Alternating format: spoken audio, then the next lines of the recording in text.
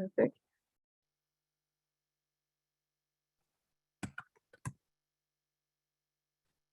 So we have a packed agenda today. Let's get started. We could add you a microphone so we can hear on the web. Uh-huh. Yeah, the thing is, why I cannot see the screen, the Chrome. Chrome? Yeah, We can do it there. no, I mean, I want to share the screen. Oh, not my full screen. Okay, I can close all the other things.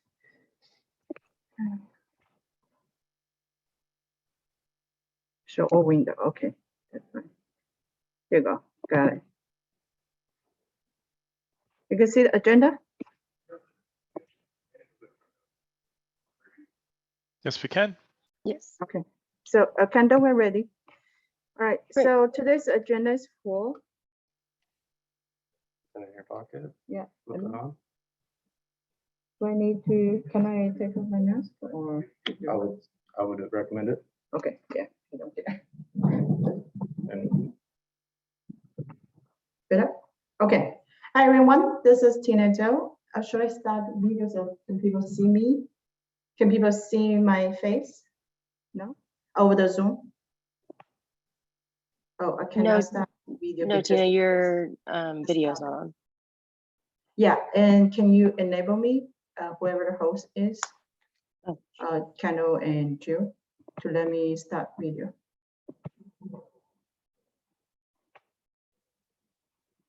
Then you can, yeah, you can do it when we're introducing. Okay, here. Now you can see.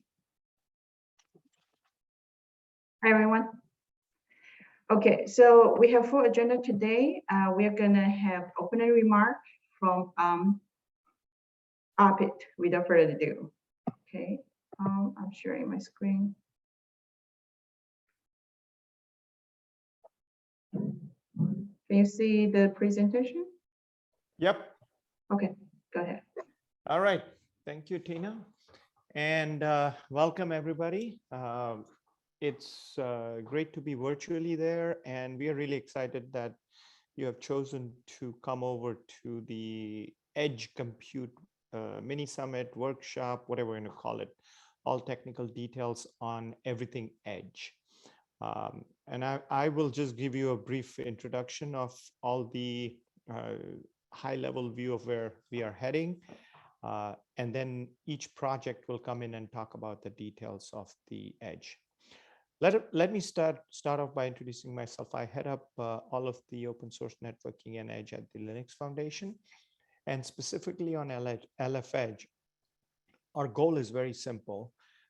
Every market and vertical has a definition and a framework to do edge computing, right? So IoT edge, telecom edge, cloud edge, enterprise edge, et cetera, et cetera.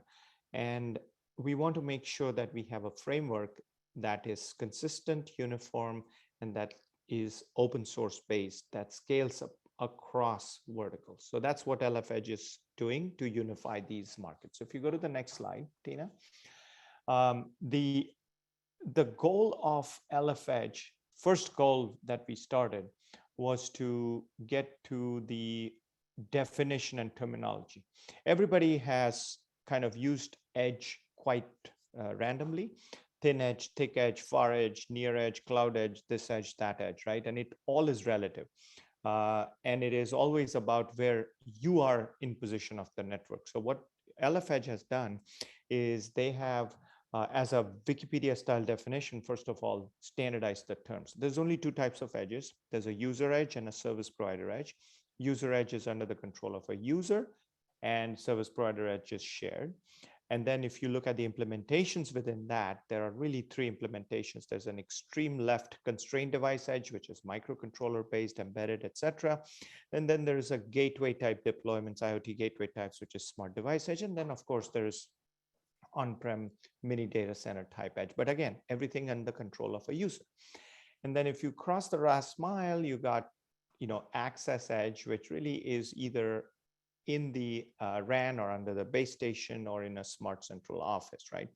And then after that, regional or central is not edge, right? Because you're not getting the 20 millisecond latency that is needed for an edge or an IoT application to run. So that's the very simple definition and terminology that if you don't remember anything from the workshop, you should remember this slide, right? And this definition. The second thing is, if a sensor wakes up and dumps data into a public cloud every week, it's an IoT application, but it's not an edge compute application. So just remember, not every IoT is edge, not every edge is IoT, just from that perspective. With that said, if you look on the top, we have a whole bunch of projects and the roster keeps growing. Everything from infrastructure to application. And each of these projects are targeting a specific area of the edge, whether it's a user edge or service provider edge. I will not go into any of these projects because you're going to hear right from the technical experts on each of these projects, which are in various stages of growth and development. So if you go to the next slide, basically we as a community have looked at who is really benefiting from the edge computing revolution. Now, here's another data point that you may not be aware of. Edge compute market, and I've killed all the marketing slides, but the key slide that you should remember is edge computing market is 4 times the size of cloud computing. So if you missed cloud computing revolution, don't ever miss the edge computing revolution. And this is according to multiple analysts. But the difference is cloud was always centralized, right? Few data centers, massive scale, edge is distributed, and it is specific to each vertical. So what we have on the top is a list of vertical industries that are banking on edge compute to be successful. And by the way, they are in a linear order. So highest priority industrial manufacturing, then oil and gas, then retail, home, automotive. Doesn't mean on the right, healthcare is not important or smart cities and government is not important, but there are processes and regulations that kind of slow the adoption down. But on the left, full force ahead on edge compute, right? And then the use cases are obviously in the middle, whether it's inside an enterprise, inside a service provider, or inside another end user. If you go to the next slide, the LF Edge community is really focusing on a cross-section of the global ecosystem. So we have premium members, everyone from silicon manufacturers, all of them, to hardware system vendors, to end users, to vertical specialists, et cetera, et cetera. And I won't go into reading everybody, but you'll hear from some of the presentations that they are so keen on leading a project or multiple projects within Edge. So we have, if you go to the next slide, we have a whole bunch of partners and other members as well. So what that's also showing, it's about a total of 70, 75. What I'm also showing is the LF Edge community. If you go into lfx.lfedge, there's a dashboard on the contributors, the commits, the pull requests, right? The whole 9 yards. Significant growth in the last 3 years across all projects, right? Whether it's deployments, whether it's pulls, downloads, project adds to the LF Edge, et cetera. So we're really excited. And if you're not already participating, please do so. And I'll tell you how at the very end of my presentation. Now, if you go to the next slide, there is several of these collaterals and documents that are very important. The first one is the State of the Edge report. This is the #1 most downloaded collateral that exists. We do this every year, and we look at the status of the market and we publish it. The 2022 report is, for summer, is coming out, I think, this week. There's a LF Edge white paper that is also coming out this week. So there's lots of collateral, and you will hear from Tina and others on exactly what, when, how, including table of contents, but do download this. If you go to the next slide, obviously there is going to be a landscape. Don't need to explain that. if you go to the next slide, there's a whole detailed list of premium members. And if you go to the next slide, there's a list of general members. Now, I do want to point out that LF Edge works very closely with the industry standards, liaisons, coalitions, alliances, whatever form and shape they do take. So for example, on the use cases and blueprints that are in the automobile world, we work closely with AECC, Automobile Edge Computing Consortium, or with the Eclipse Foundation, or Digital Twin Consortium with EdgeX Foundry or IIC. And you can see the list. So keep in mind, these foundations, most of them don't do open source, but the open source implementation happens in LF Edge. So that's kind of the high level view of the ecosystem itself. If you go to the next slide, and then the next slide, which is LF Edge is part of a broader ecosystem. So Edge is just one piece. And what we are doing at the Linux Foundation is utilizing a set of LF Edge projects and combining it with other sub foundations like LF networking, CNCF, ORAN, et cetera, to come up with what's called a super blueprint. And the super blueprint is a tested, validated kind of declarative configuration with scripts and testing, et cetera, that tests use cases. And they do it in a community manner. So if you go to the next slide, it just shows the level of comprehensive projects that have been included in the 5G Super Blueprint. Everything starting from sort of the RTOS and Zephyr, which is all the way on the constraint device edge. And again, these projects do not belong to LF Edge. They belong to multiple sub-foundations within or outside LF. So you take there, you go into the user edge, the service provider edge, and obviously the cloud and core, things like Magma, ONAP, Kubernetes on the right, SDN controllers, etc. So if you've not seen it, and if you're not part of this, join the Super Blueprint effort to pull in several of the edge projects under Akraino that participate in the Super Blueprint for 5G.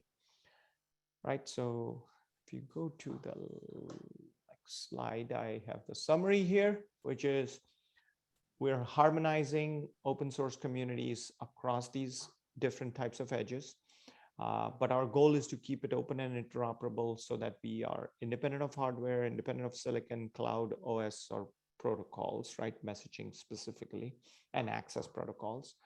And we will bring the best of these industries across in collaboration with consortiums. And it's a sub-foundation. So that's a key takeaway. And the last slide, if you go to the last one, is all about where do you join, where do you learn? Take a picture of this, I'm sure, in the room, or a snapshot. If you're not part of LF, just take an ID, go to the wiki and join.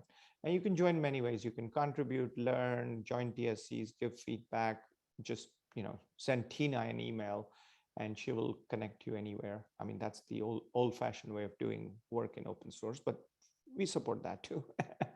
And then, of course, the next big major edge compute conference that's coming up in person is in Seattle. It's called the Open Networking Edge Summit, or One Summit, as we are calling it, on November 15th and 16th. So the CFPs and the call for papers are just going to go live next week, and July is the time to submit your edge compute talks. Don't forget to do that. But with that, I am going to hand it back to Tina. Thank you, Apik, for the opening remark. Now, let me try to share my slides about why LF Edge. Why Edge? Let me see. Start sharing.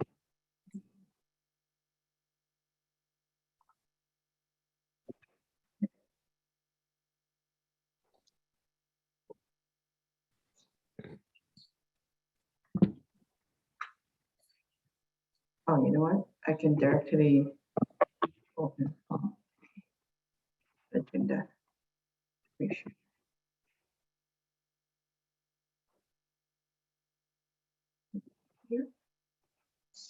why edge?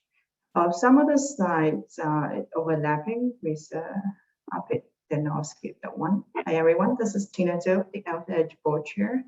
I'm happy to share with you why you need to take up edge.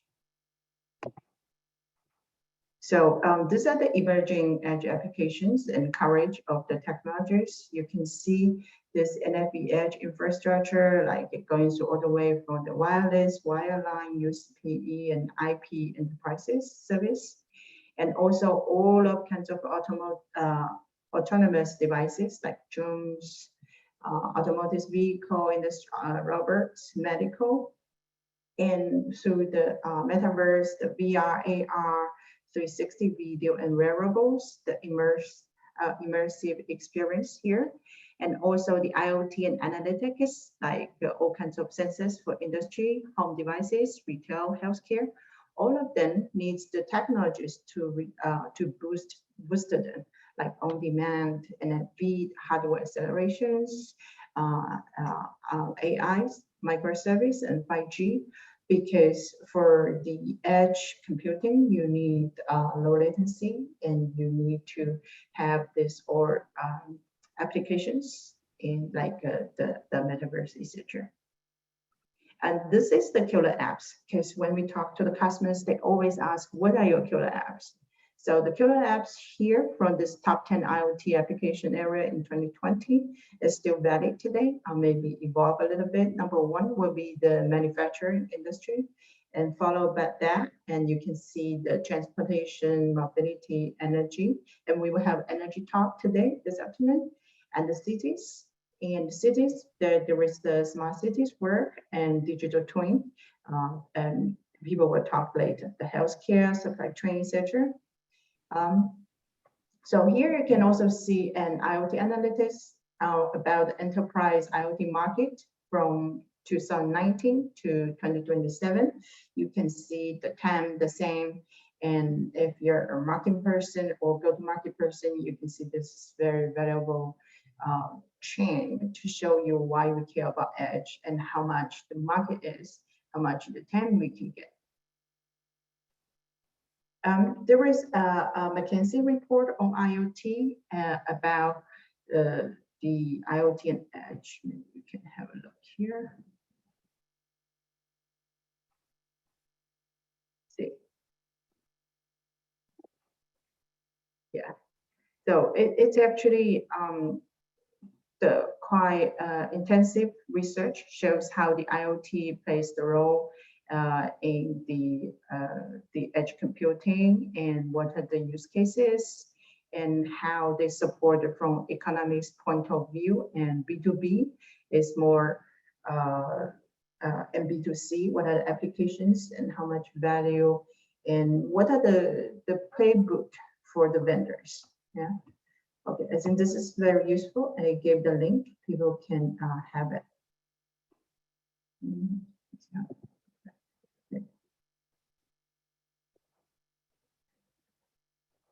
And this shows from the AT&T project.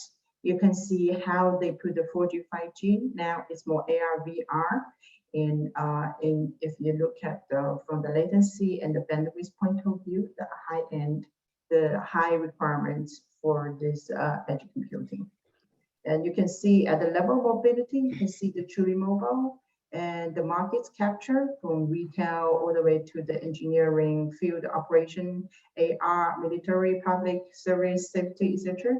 All need accelerated uptake, and the base case and the delayed uptake. And for video gaming, you can do through the Ethernet, and for the education healthcare, you can do Wi-Fi. It's nomadic, yeah.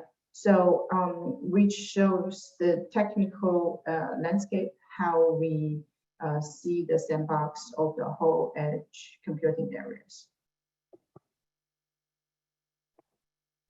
Here is another report about from the partners about the number of edge sites globally by location type. You can see by 2025, it will reach the 1,600 number of the edge sites globally. And also the total edge computing revenue from 2020 to 2030. You can see by 2030, it will reach somewhere $550 US. The unit is billions. So this is why we're here, both technical and also for the economy benefits. Here shows the 5G and edge, how critical battle it is, a new normal, and edge will be 4 times the size of the cloud market. So this is the code from Forbes, and you can see the 5G and edge computing will be necessary to deliver the automation, performance, and cognitive insight required by many, many industries. So the benefits to industry attributable to 5G include the media, sports, agriculture. My colleagues will talk later, construction energies later today. And you will also see the diverse potential of VR AR applications under the context of the metaverse. And this is how VR and AR will be used in 2025. The top 5 edge markets from KPMG, you can see the industry manufacturer will be 206 billion, the connected healthcare, 45 billion, intelligent transportation, 24 billion, and the environmental monitoring, 5 billion, and the gaming, 236 billion. I think I can totally understand why it's 236 billion. Look at my next generation. There's so much into the gaming. Okay, the final one I want to mention is the EdgeX white paper. It will be probably published soon, this week or today, from the EdgeX website and at the resource publications. That's about what I want to share with everyone. Thank you. Yeah, because today our agenda is packed. That's why we didn't take questions, but you feel free to ask your questions at the chat box.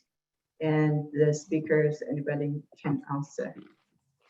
Our next topic is so we're going through the technical sessions. The first lightning talk is from Akraino. So Jeff Brower will be talking. Jeff, you want me to share the slides for you or you're going to share yourself? I think I can share. Let me see if I can do that.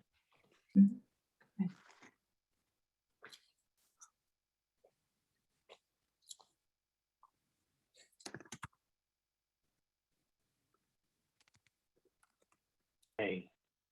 Can everyone see that? It's the Akraino overview, edge computing blueprints. Okay. Good. This is it's a lightning talk, so I've kept it deliberately dry. Not a lot of logos, or in fact, not any logos. Not a lot of marketing. I just want to cover the basics, the technical basics of what Akraino is doing. So I've organized this into a executive summary and then a survey, that's a good word for it, of edge computing blueprints that are currently being published or delivered by Akraino. Then also an area of great importance to the organization, which is areas of common work we do between blueprints. And I think that's actually a strength of Akraino, but I'll talk more about that in a little bit. The executive summary is, I think, pretty straightforward. This is an LF-Edge open source community. As Arpit said, it focuses on edge computing, so it's not simple IoT things. It's where you just upload data and have a very device that's not doing much. This is all about improving performance of edge computing, trying to make a lot of technical improvements in what happens in computing at the edge. So by its very nature, it covers a broad range of use cases and technologies.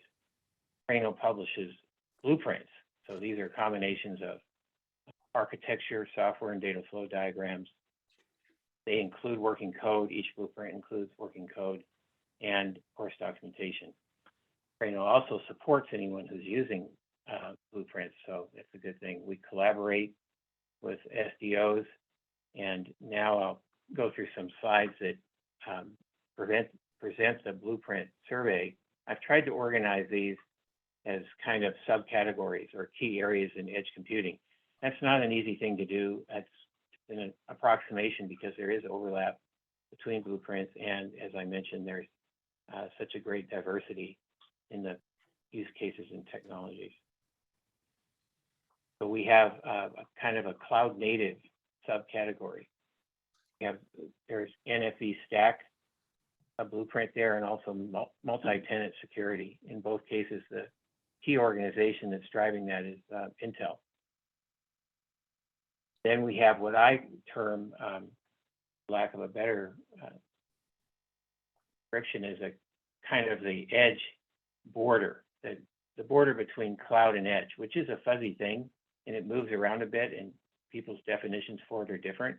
But we do have a couple of blueprints that focus in on that. One in particular is known as the Public Cloud Edge Interface Blueprint. It's actually called PCEI Blueprint. The main driver there is Equinix.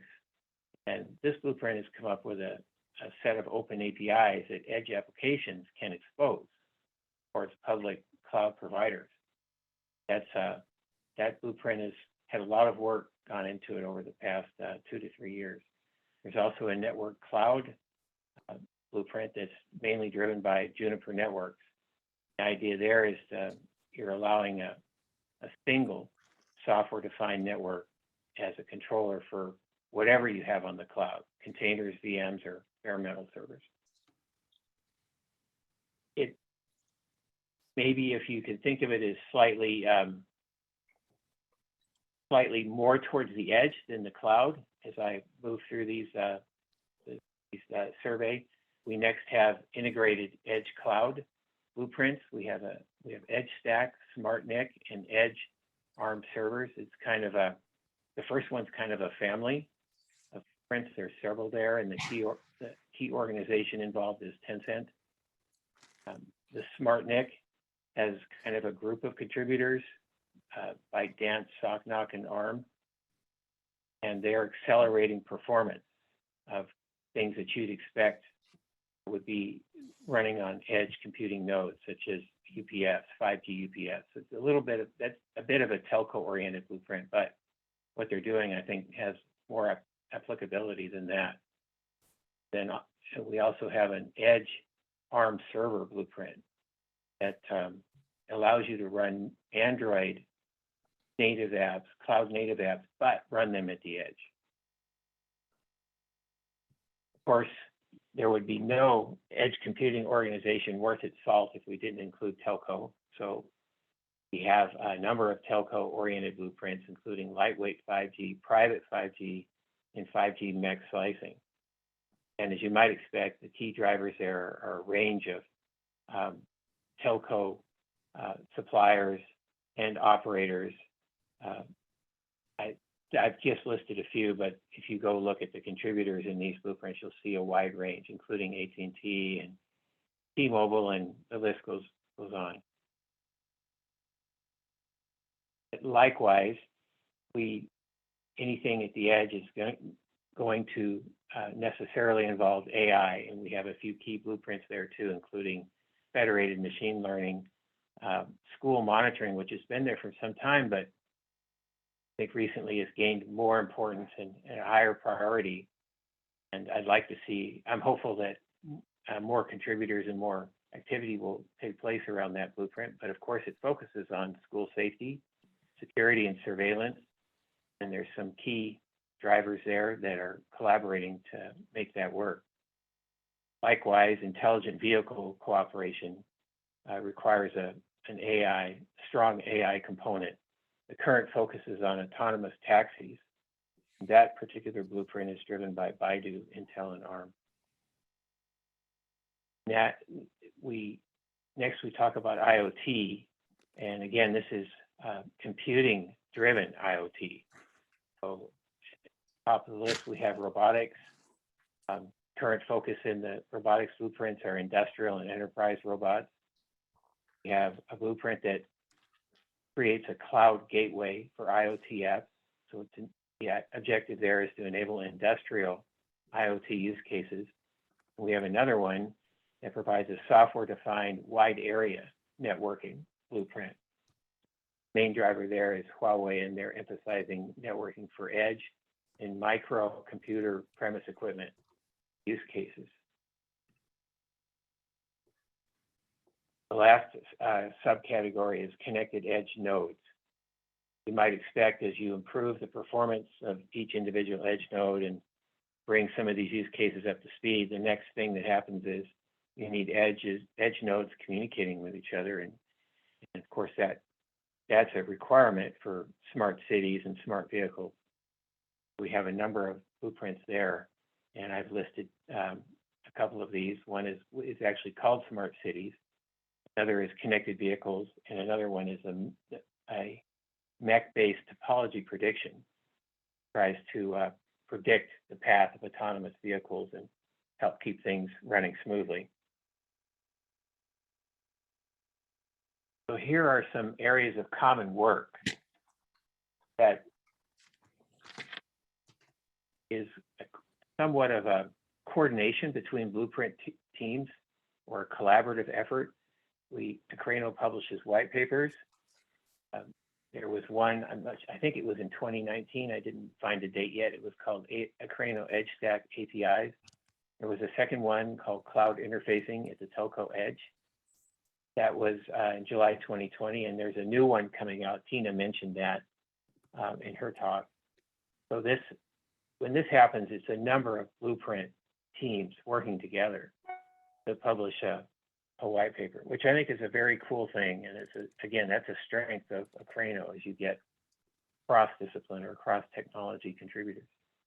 Akraino focuses strongly on security, and that's another strength of Akraino, is that it has a security subcommittee that's responsible for overseeing the certification process for each blueprint prior to release. There's a number of automated checks. There's a dedicated group of people that pay close attention to that.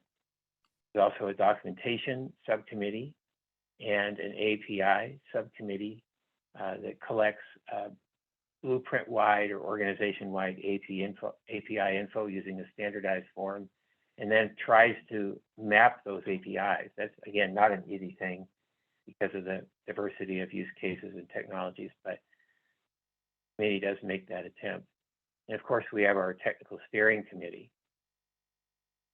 review and approve all blueprints through a voting process, and it meets twice a week to discuss and plan issues that involve the organization, any area.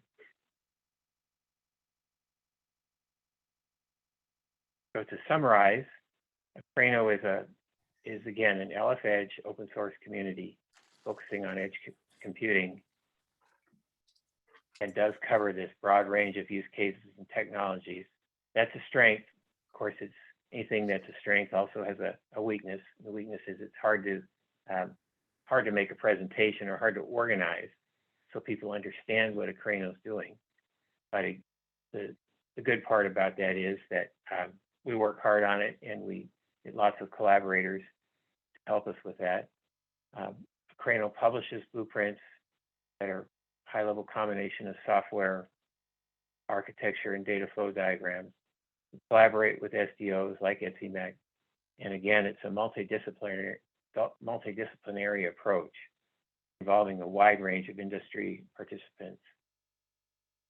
You can ask me for any follow-up info, specific blueprint information for blueprint team leader, contact info. Put the top level wiki page here for anyone who wants to start browsing through all the wiki pages. I warn you, there are hundreds. Collective growth over the last 3 years. And if you have questions about Akraino, please fire away. I'll do the best I can to answer. Thank you, Jeff. Any questions, you can send it through the chat box at the Zoom, or if we are in here in person, come to me. And Daniel is sitting there. He can also answer questions. Okay. Take away the sharing. Oops, sorry. Next topic, Alvarium. Matthew here. Yeah. You want to share from your laptop or you want to come here? Come here, come over. Here comes the Matthew. Ta-da.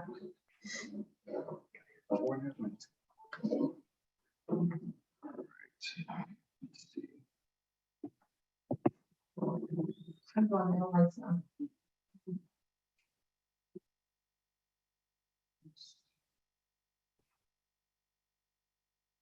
All right.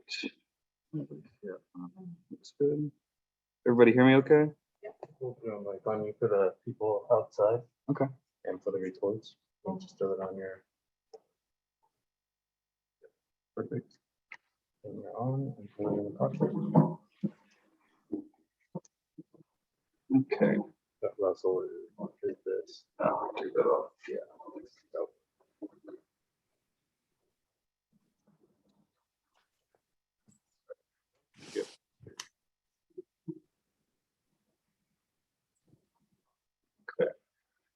Today I'm presenting on Project Alvarium. So Project Alvarium focuses on two distinct problems, the main plumbing problem and then also the trust problem. So across IoT and edge ecosystems and up to cloud and data centers and more central components, the key plumbing problem is how do we take data and applications that are across these different networks and infrastructure, allow them to connect to each other in a way that's efficient without giving too much access and worrying about the security concerns of that. And then also with the trust problem, how can applications then intrinsically trust the data and the data computational integrity? So what's happening to the data along its journey from a device to an application? Our solution with Alvarium is the establishment of data confidence fabrics, and a brief history on data confidence fabrics, but it was initially a thought leadership project at Dell, which Jason Shepard, who's here and is now with the data, was the original spike behind, and Steve Todd, who is also involved, of course, heavily in Fledge and currently at Dell as well. Led the open sourcing of data confidence fabrics as Project Alvarium. And what a data confidence fabric does is it allows for data delivery over a trusted fabric with tamper-proof data and a measurable form of confidence of quantifying what's happening to this data and what's happening across the data pipeline, stemming all the way from the root of trust. So it's not enough to establish confidence from a central repository or a cloud. For instance, you have to be able to establish and trace confidence and quantify it all the way from where the data is produced on the end devices or sensors. So a brief overview of how the Alvarium SDK is structured is it's really lightweight and focused on getting into these sensor environments and edge gateways so that you can start to quantify what's happening to data at the sensor, at the gateway, at the edge server, up through the cloud, and the application can essentially have an annotation bundle that it collects and says what's happened to this data that I'm processing for my critical application or something more simplistic.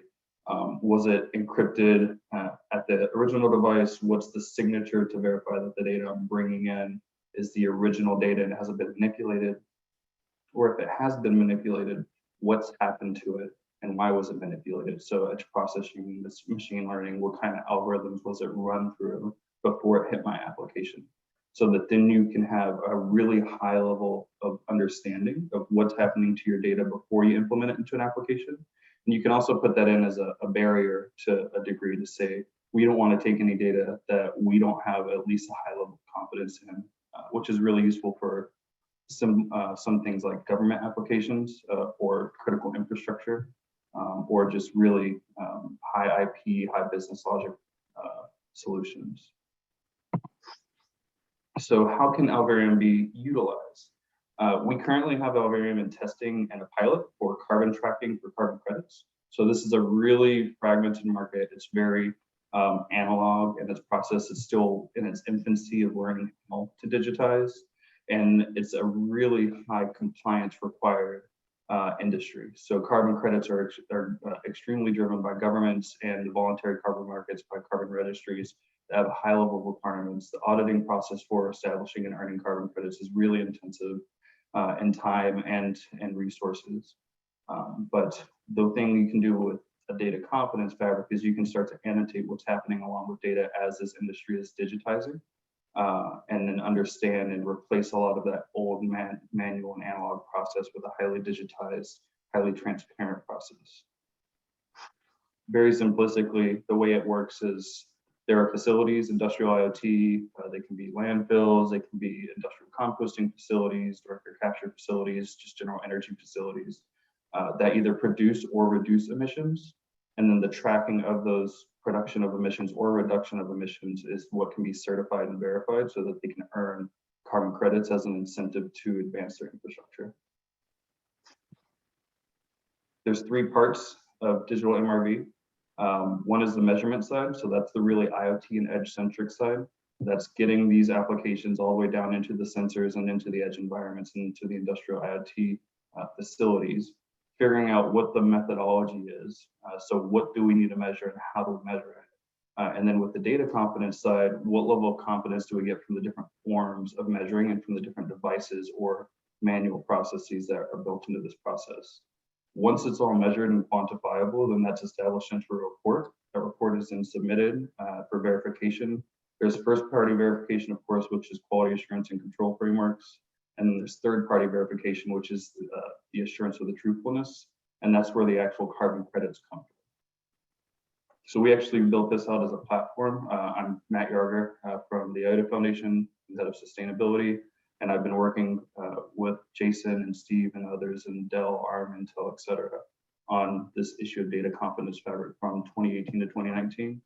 And we built it into this platform that we are currently calling Digital MRV or DMRV, which is a 50-50 joint solution owned by the EdgeX Foundation, which is a nonprofit out of Germany, and Climate Check, which is a climate-focused corporation based out of Canada. So there are a lot of opportunities. Can I get rid of this stuff at the top? It's kind of covering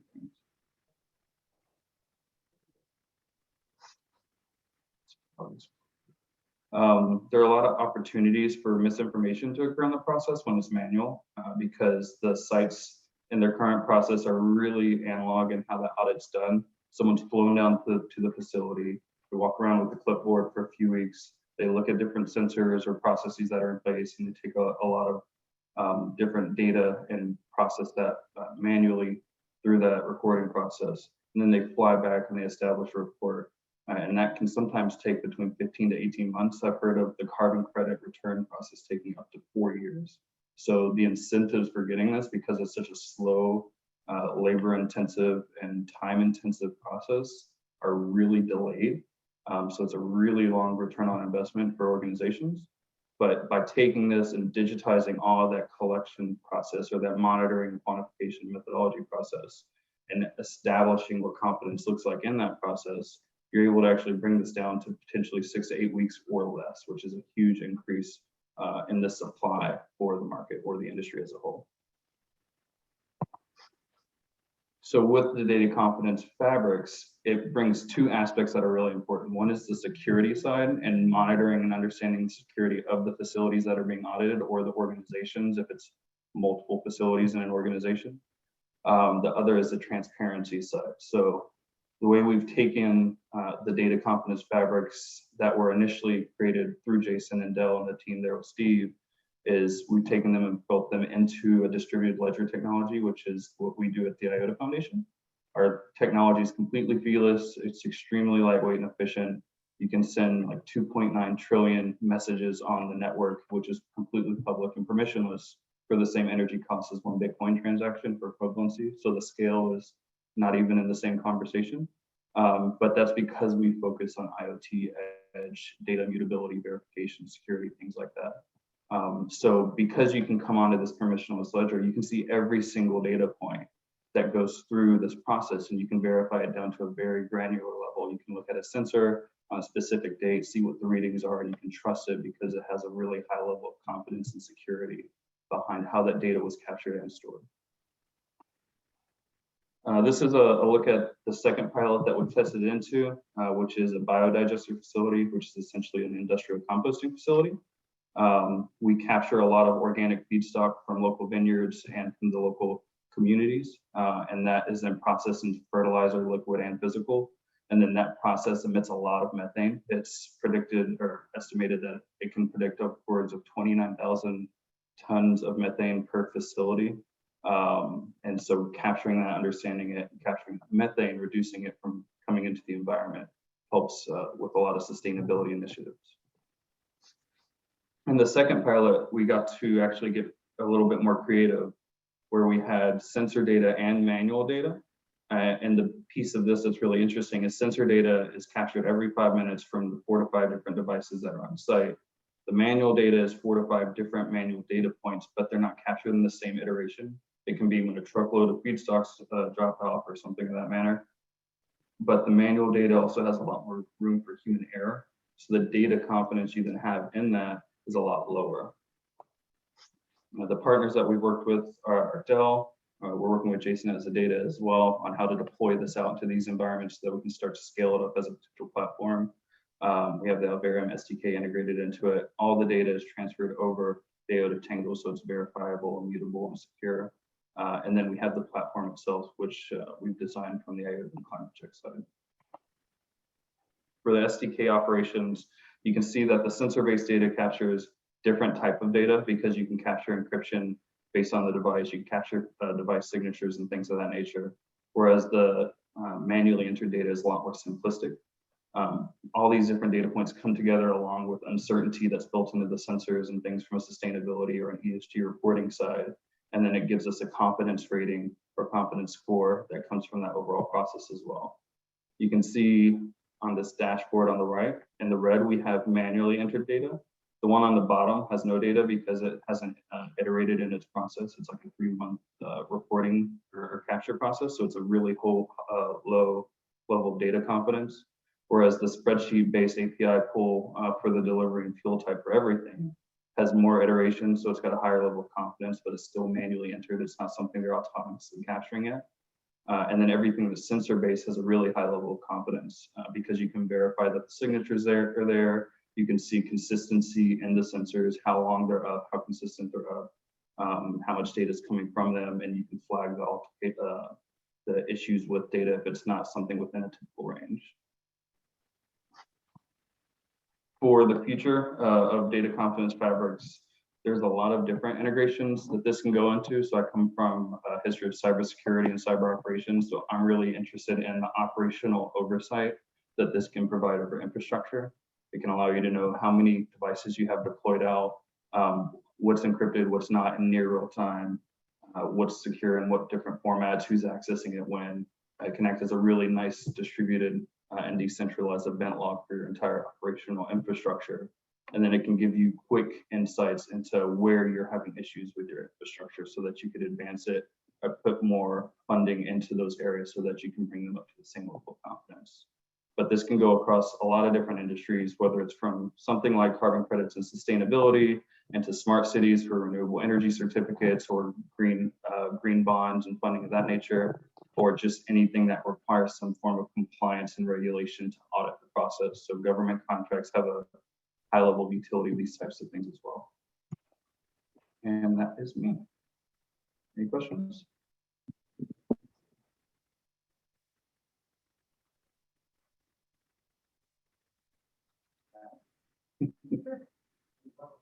Oh yeah, it's on the chat.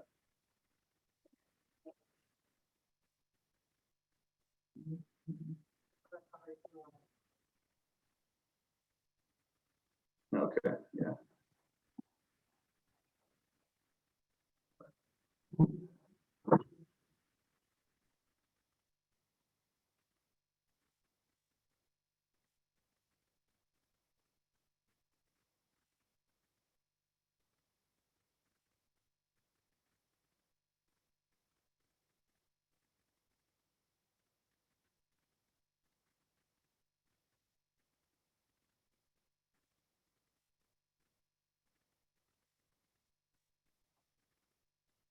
Can you hear me?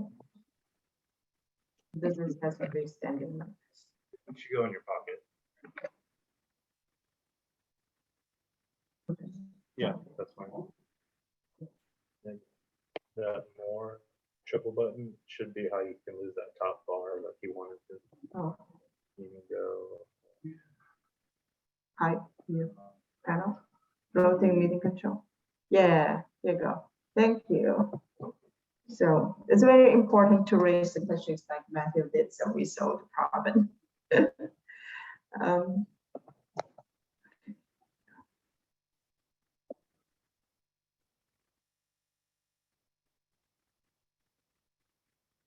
Cool. So our next speaker, I already hide it, right? Come back again. And Alvarium will be EdgeX Foundry. Jim here? I am. Hi, Tina. You want to share? I can. Yep. Yeah. Are you guys seeing that? Yeah, perfect. Very good. Hey, thanks for having me, everybody. So sorry I can't be there in Austin with you today. Hope you all enjoy a great show and enjoying the steamy weather, which I assume is happening in Texas down there. My name's Jim White. I'm from IoTech. I'm the CTO there, and also right now the current TSC chair, but heading out after this week, we'll have a new TSC chair at the end of the week. So I'm asked to give a lightning talk here, so I'm going to quickly try to give you an appreciation of what EdgeX is all about, where we're being used, things of that nature. So we obviously are an open source vendor neutral project. We run on ARM, we run on Intel, we run on Linux, Unix, Mac OS, Windows, you name it. It's a microservice loosely coupled architecture for providing what we'll call edge middleware, and I'll define that in just a bit. And of course, we're an Apache 2 project. What EdgeX is about in simplest terms is middleware trying to connect your OT to your IT world. For those obviously from an IT experience, most everything speaks TCP/IP, is pretty easily connected, lots of resources typically in these environments. OT, not so much. Hundreds and thousands of protocols out there, lots of little tiny devices.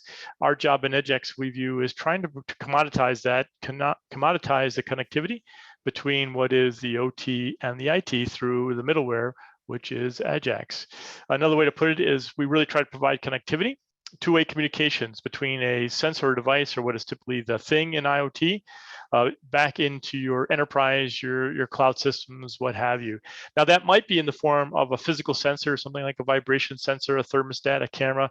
It also might be something in the form of a virtual sensor or some other system. For example, we might connect another gateway into your enterprise. That gateway may be collecting sensor data. We might be connecting a device manager or some sort of software sensor out there into your IT world as well, or bringing it all together in what we call sensor fusion.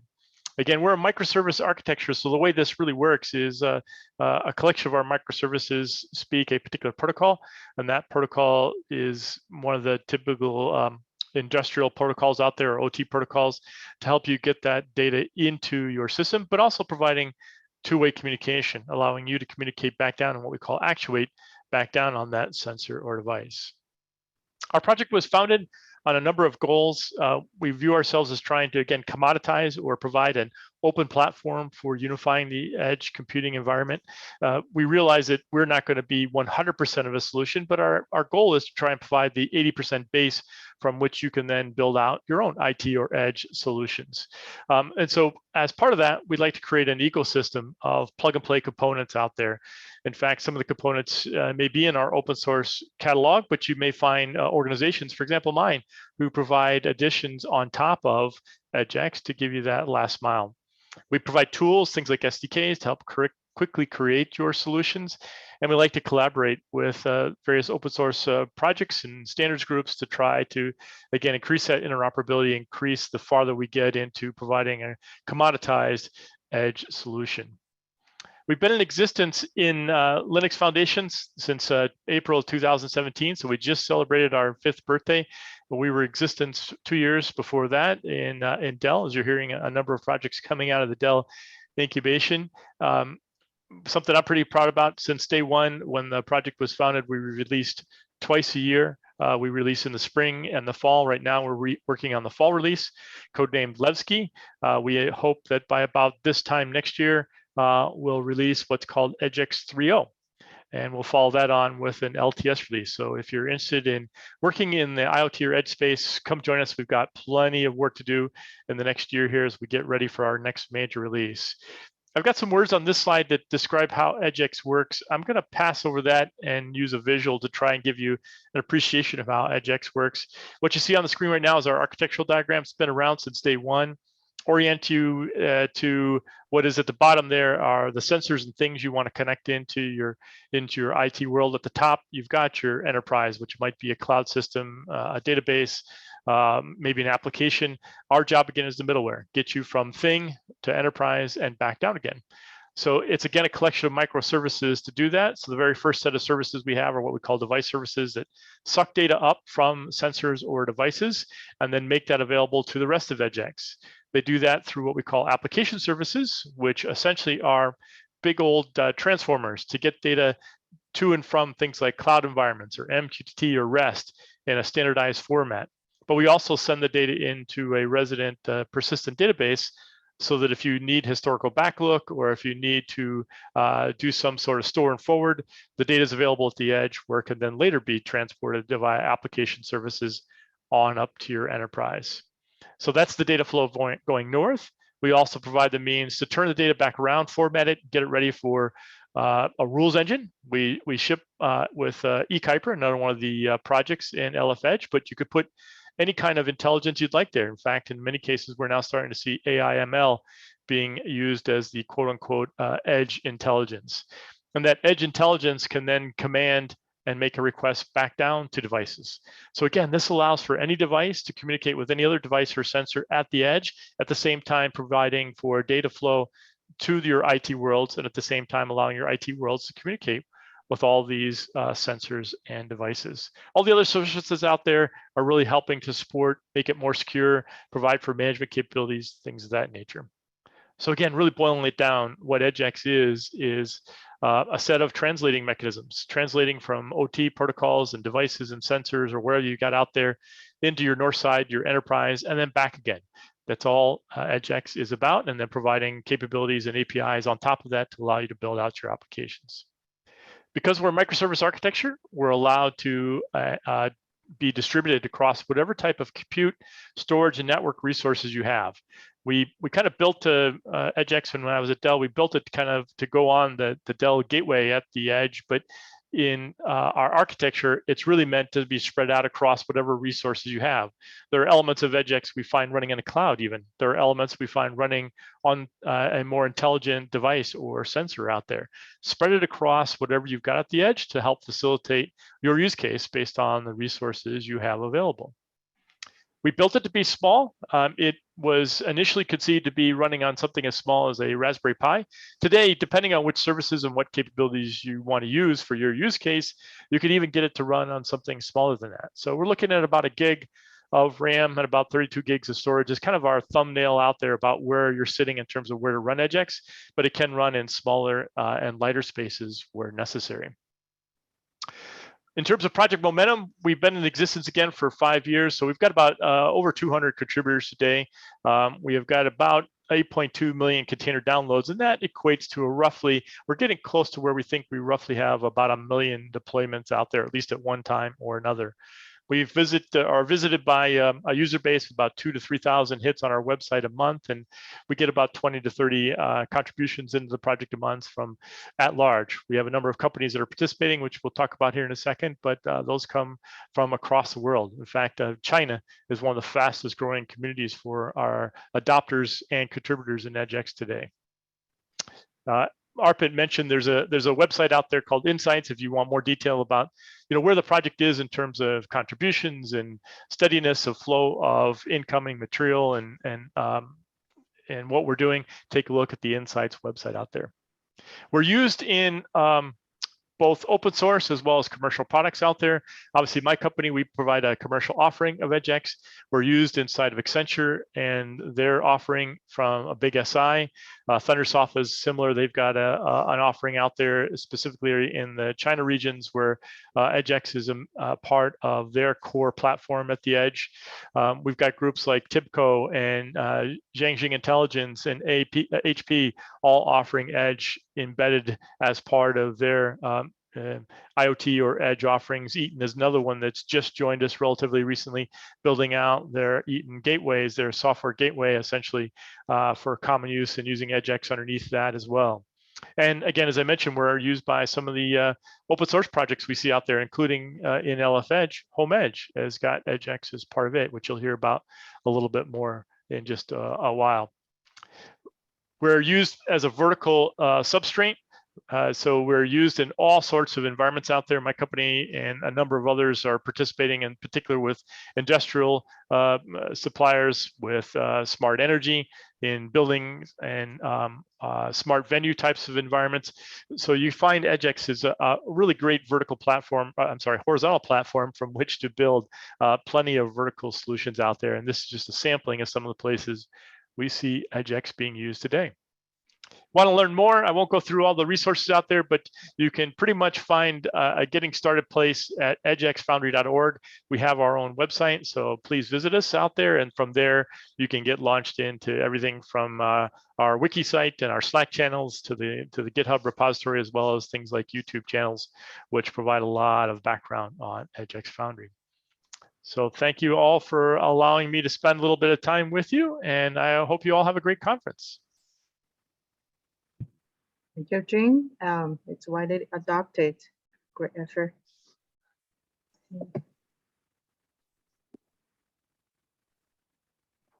Our next speaker is from Eve. Kathy, right here.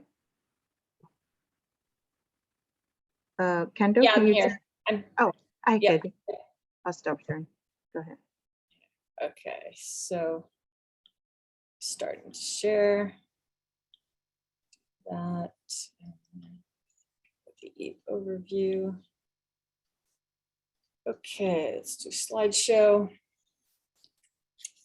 All right, well, it's good you can't see me because I'm sitting in Berlin and I haven't slept much since I left San Francisco about Sunday afternoon, and now it's 10 p.m. Berlin and I'm dying to hit the pillow. So I'm going to go pretty quickly to talk about Project Eve. And Eve, unlike most of the projects you've heard about so far, Eve is less about applications or application frameworks and more about securing those applications when they're running at the edge. So we're going to talk about the challenges of running software at the edge and how to modernize it, blah, blah, blah. So challenges are really obvious. You know, there's security. It's not like somebody's got physical control over your data center. There's no guarantees of what networking is going on, physical security, the diversity of infrastructure out there. It's not like you have, you know, exact copies of the same server and the same hardware. It's really a mixed bag of what industry is deploying out there. And as you guys have mentioned, you know,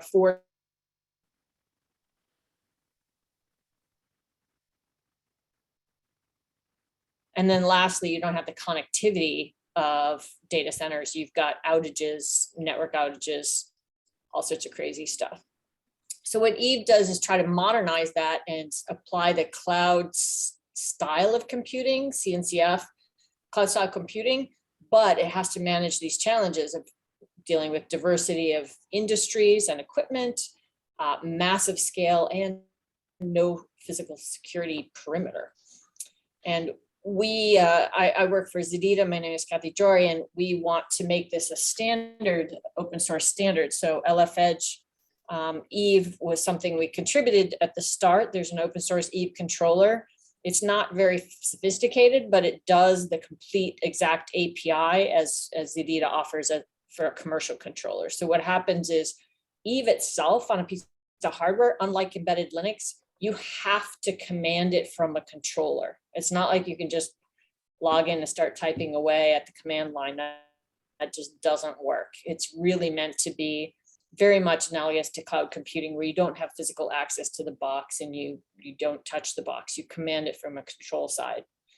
And it's agnostic for hardware. It's agnostic for the application. So, you know, EdgeX and Fledge and Alvarium, all these applications can run on top of Eve. What Eve is in a nutshell to me is it gives, so you have the security of the hardware that can be applied to all of these applications and stuff.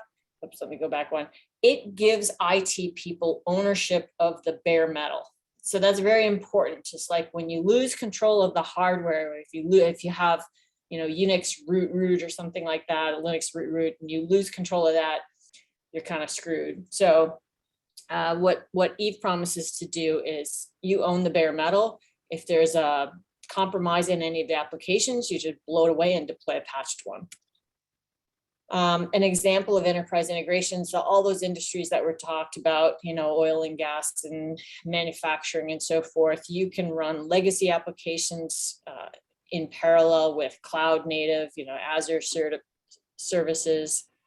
And the Zadita side really manages the devices and securely deploys the software and maintains that. But the applications themselves talk to their own private clouds, public clouds, whatever. Even on-prem. So Eve is focused on that smart edge and on-prem area. And then I'm going to really cruise through the architecture really quickly. EveOS has got redundant partitions, so there's always a fallback when it upgrades the full OS. You'll never lose control of the device because it will always fall back to the last working one. It runs all open source stack software with a bunch of software we've written that manages these guest containers. Could be Kubernetes, could be Windows, could be Ubuntu, anything. And when I mentioned own the bare metal, the trick is that when you boot Eve, and in this case, the Eve edge hardware is on the right and the controller is on the left, it has to set up these secure certificate exchanges. And then there's a TLS link of the open API, and it's just machine to machine communication. There's no sort of user in the loop. So that key pair that's generated never leaves TPM, and it's used for all subsequent communications between the edge and the controller. And the way this works from a firewall, we don't have problems with that, is the edge node always reaches out to the internet, out to the controller. The controller doesn't reach in. So again, hacking is just like all reaches in are just denied. It doesn't happen. And so on the left side, we have the publicly open source Eve API. On the right side, there's a full published API of the Zadita commercial controller, and there's a full sort of like open Eve controller API that you can do your own commands with. But what we've done is we've sort of blend this into other enterprise integrations. So you can tie into Azure, you can tie into Terraform, Kubernetes, all this stuff. So all of these are published APIs. You're not behind any proprietary walls here. And it even works through proxies, through firewalls. Like I say, Eve always talks out over to the controller. And at the edge, there's no usernames and passwords. There's no compromise there because it's just machine to machine communications over the Eve API. That means your hardware deployment to the field is like zero touch. You just put it out there. If it has a network connectivity, it's going to talk to the controller, and the users, the companies, the OT and IT staff, they manage things at the controller level, not at the edge device level. And so all the best of breed security really make this a wonderful project. And then lastly, is just some of the application deployment. All this software that's been written in blue is allowing for legacy applications or new CNC applications, whatever you want to run on top. There's, let me just do the animation slide here. Eve Edge Virtualization Engine has basically, it can update itself. There's watchdogs, there's identity and security for onboarding, handles all the networking. The networking is just magic how that works. You don't have to manage what all of your deployed edge containers do across the network. There's a bunch of network management that handles for you. Edge containers are managed, and makes it really easy for the IT staff to own the box and the OT staff to deploy whatever they want. So like all the other projects here, we have a LF Edge project, LF Edge Org projects, Eve. There's a wiki, mailing list. The Zoom links are up there in the wiki. The GitHub hosts the open source packages. I mentioned Eve here, but there's about 4 or 5 repositories that support the project. You can chat with us anytime on LF Edge Slack, on the Eve channel, the Eve help channel, and we have a roadmap. And coincidentally, the reason I'm in here in Berlin is we have an Eve Summit this Thursday that we're hosting out of our Berlin office. So lastly, just stay ahead of your competition. Leverage open source, the power, this very last bullet, leverage and engage the power of open source, the community, and these community ecosystems, because when you have flexible software and it's open source and industries come together, we can do way more than we can do as individual companies and projects. So thank you all. I will stop sharing. Yeah, we wish you the success in Berlin.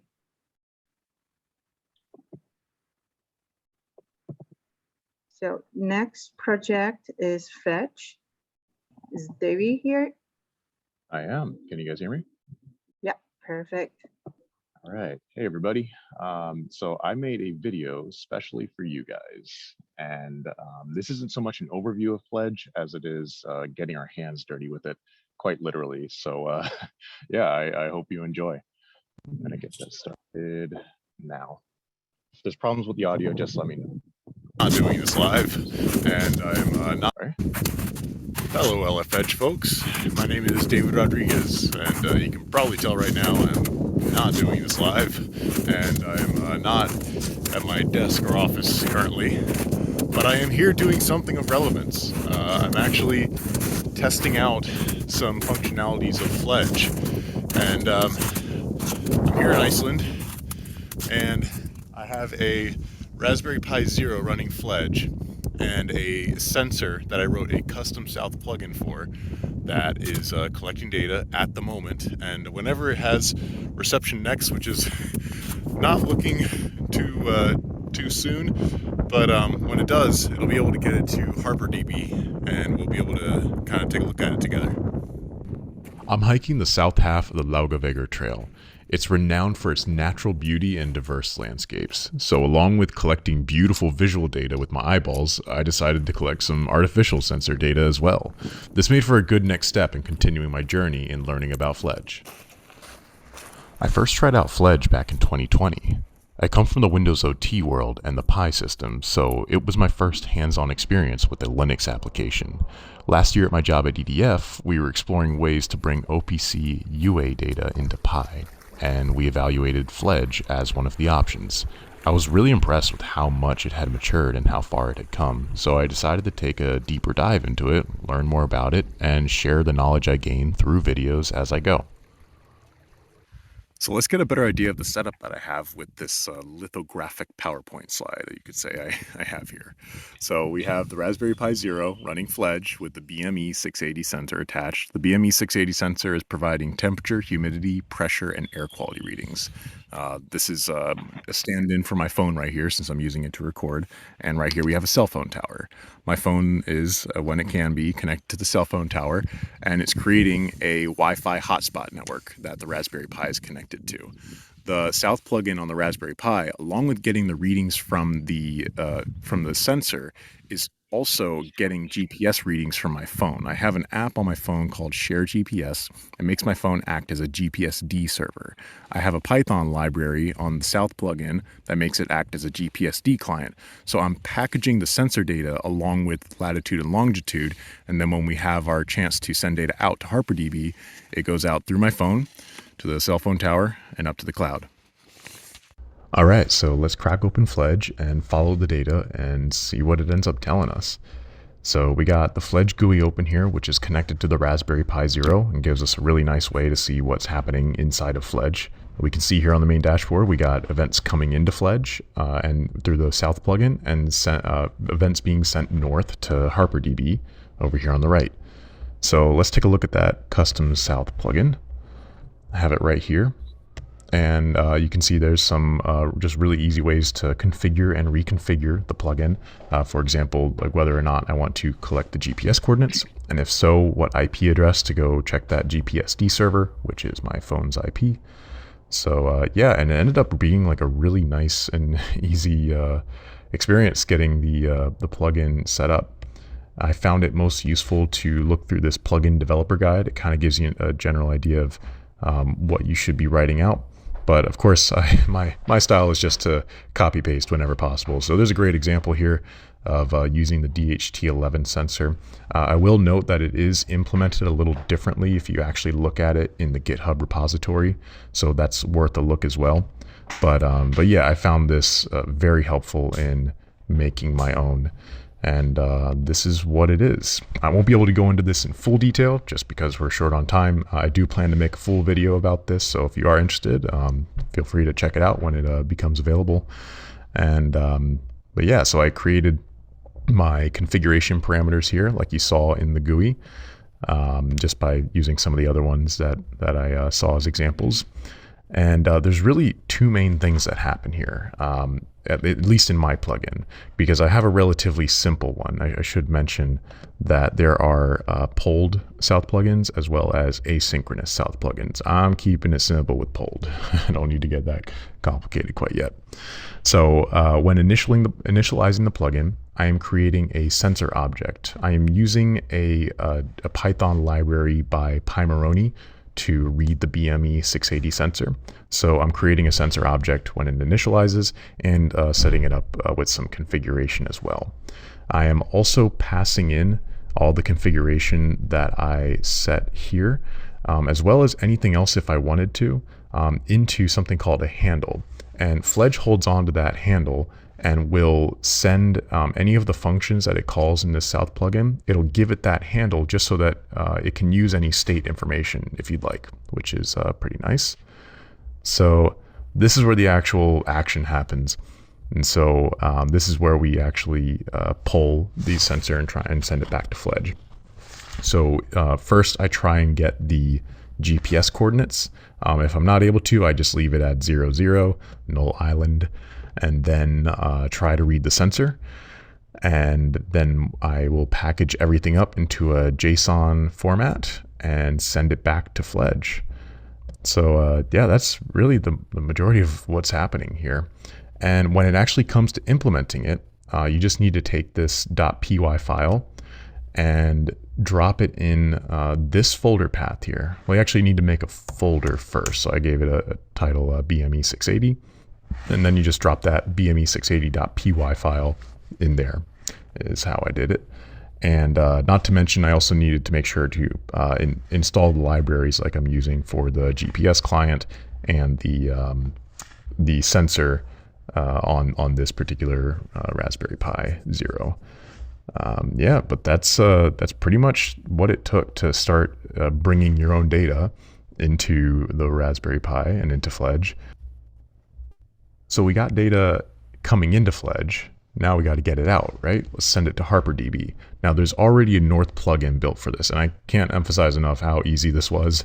It was just a matter of creating a free account and going to the North plugin here, specifying the URL, my credentials, and coming up with the schema name.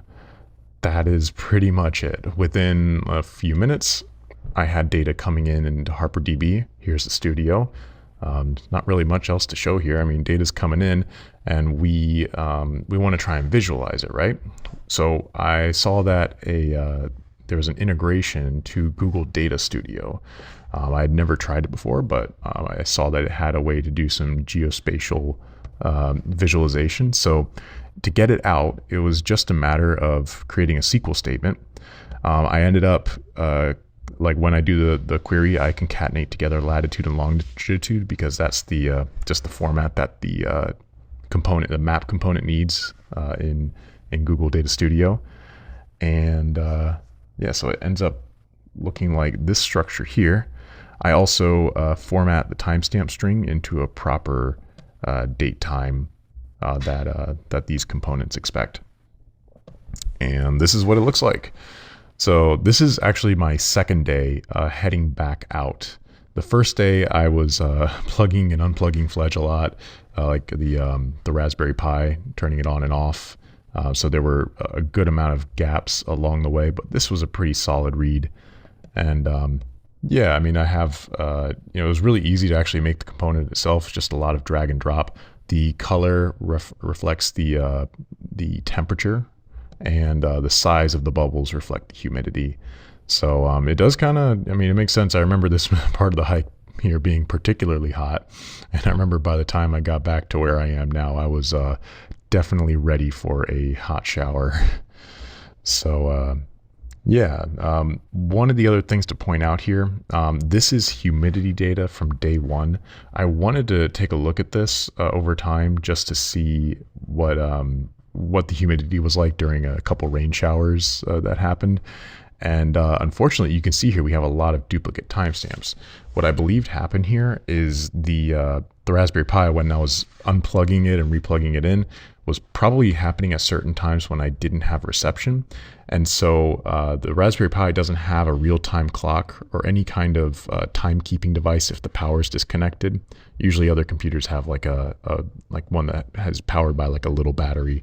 So yeah, unfortunately, it couldn't pick up the time quite correctly when it got plugged back in without reception, and kind of messed up some of the timestamps. So that's a useful lesson learned when trying to do things with intermittent power and data. So yeah, that's essentially the gist of it here. Anyway, I figured this would be a good time as any to thank everyone that works on the project for Fledge. It's an incredible tool that I'm coming to really enjoy so far. I'd like to thank the company Simon, the Icelandic telecom company, for their incredible wireless service and 4G connection and some crazy remote parts that lets you work in places that feel like it shouldn't be possible. And finally, I'd like to thank you for tuning in and checking this out. I hope you got something useful out of it, and yeah, see you around. Perfect. I want to go to Iceland for this. All right, so let's see. Thank you, David. Our next speaker is from Suresh from Homage. Suresh, are you here? Yeah, I'm out here. Oh, you want to share? Okay, I guess. Yeah. Mhm.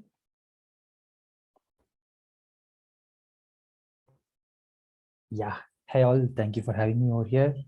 I'm representing Homage. So I just want to take you through the Homage, what it does and what we're catering to.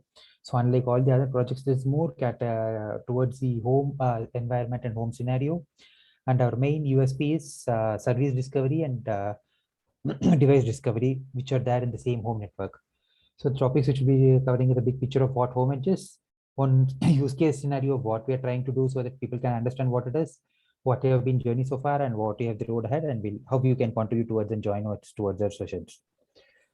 So big picture, the main point of Homage is like in home environment, there are a lot amount of devices which have low capability in terms of compute as well as memory, like say the camera or the door lock or any heating system or so.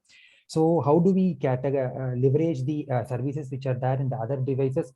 For example, can a camera use the automatic door lock to unlock the door by recognizing the user and doing all at the edge network itself without going to the cloud? So the service discovery, device discovery are the bread and butter of this project. So which is the main part of Homage orchestration, which I have mentioned over here. Then we started seeing like data is going to get building up a lot more. So we thought we need to have some repository kind of system wherein we can store the generated data locally. And that's where we saw EdgeX was one of the good candidates with whom we can actually co-work with. And we integrated with EdgeX core data and metadata to store the device generated data for the repo where the device generated data can go into. So this helps in basically doing the next part of say the image recognition or the face recognition and doing the orchestration services. So once we are going from once the data is being stored in the local networks, it is all again the home networks in the home network devices which are of very low capability. So we need to send the data to the cloud, and that's where the a cloud connection or a cloud connector comes into the picture, and then we get into the home device control. So all these three parts of the component of the Homage platform are there currently in the project, and it can be used by anyone to test it across. Our main Homage mainly relies on REST-based devices. So currently we support REST IP-based devices, and we do plan to have our future aspirations as MQTT chip, which is gaining momentum. So that because most of the home devices are MQTT-based devices actually. And chip is also another one which is coming into a very common platform. So we are trying to see it. Next, we are having on a roadmap is an ML framework, or might be we plan to think on collaborating with other projects also for this. Instead of reinventing the whole wheel, we can collaborate with other open source projects also in this regard. So I'll just give you a small example of how a Homage project works, because this would give a more detail of what it is Homage is actually. So we have a device, we have a CCTV camera. The whole use case problem statement is detecting an anomaly in a home camera, surveillance camera, which is there in the home environment. So what we have is the home CCTV camera. Then there's a laptop or a system which is there in the home environment, and also a mobile device which the user uses. In all these devices, our Homage platform is working on, is basically deployed into. So what happens whenever there is an image detection being happened in the, or video detection being happened in the CCTV camera, it immediately understands that there is a device, other devices, laptop and mobile, which are there in the same network and which have the capability to services to do anomaly detection. So the service discovery and the device discovery happens through the edge orchestration framework.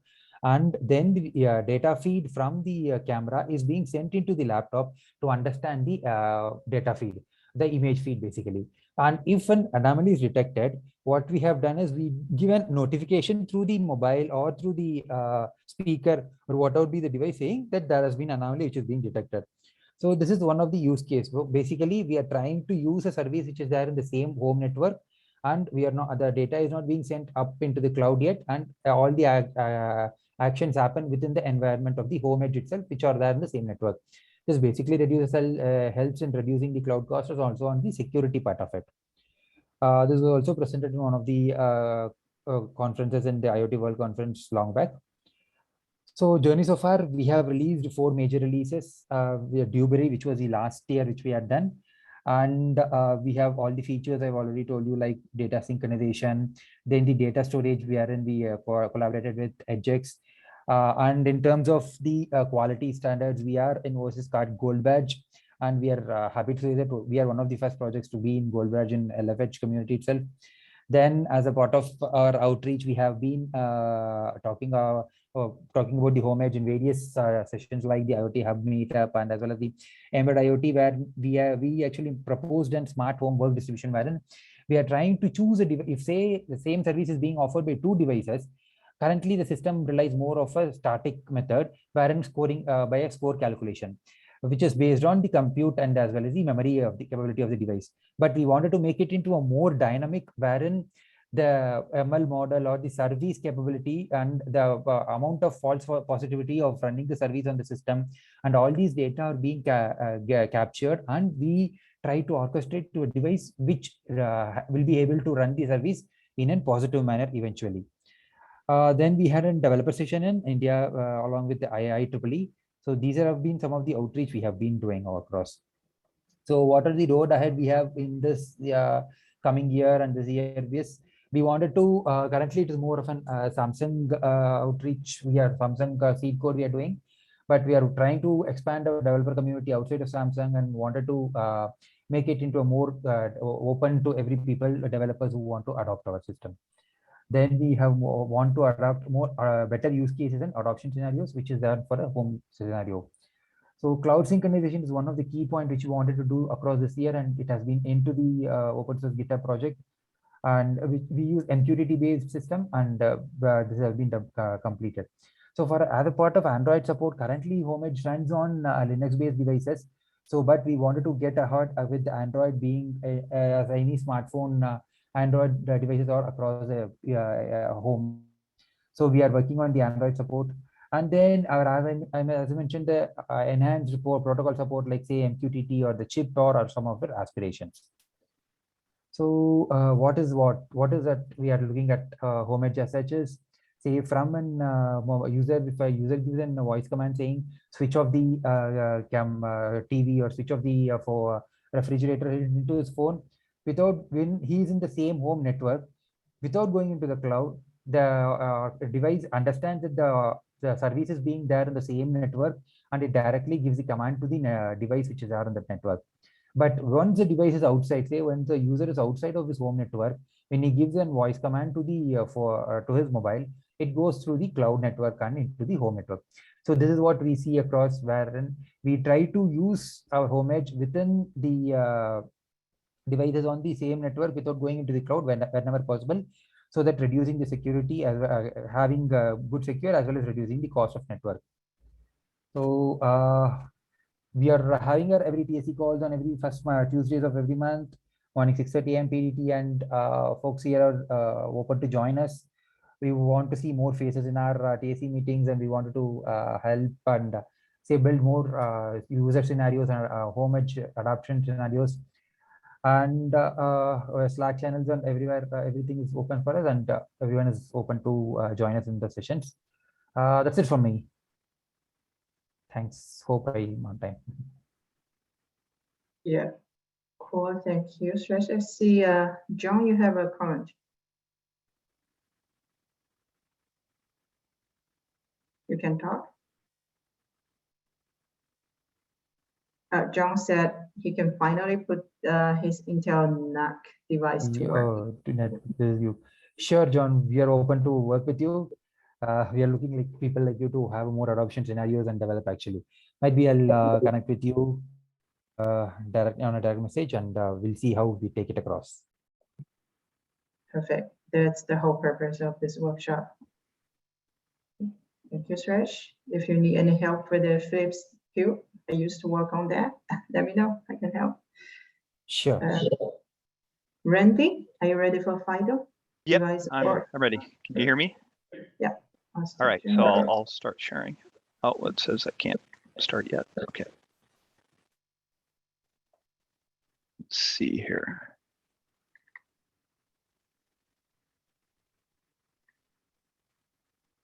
Let's see.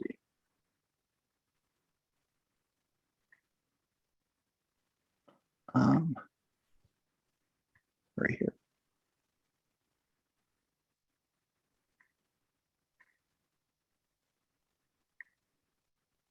Sorry about this. All right. Can everyone see my screen? Yeah. Okay, so I'm Randy Templeton. I'm the TSC chair for the LF-Edge Secure Device Onboard project. I'm here to provide an overview of the SDO project on LF-Edge. And the, let's see, for this presentation too, you'll hear me refer to SDO, Secure Device Onboard Project, as FDO. FDO is, the F in FDO is for the FIDO. So FIDO is Fast ID Online. It's a standards body that defines authentication schemes, and the LF-Edge implementation of SDO is using is the implementation of the FDO spec, and so that's why it's called FDO. So they're equivalent. They're the same thing. If I say FDO, I'm really referring to SDO. And what FIDO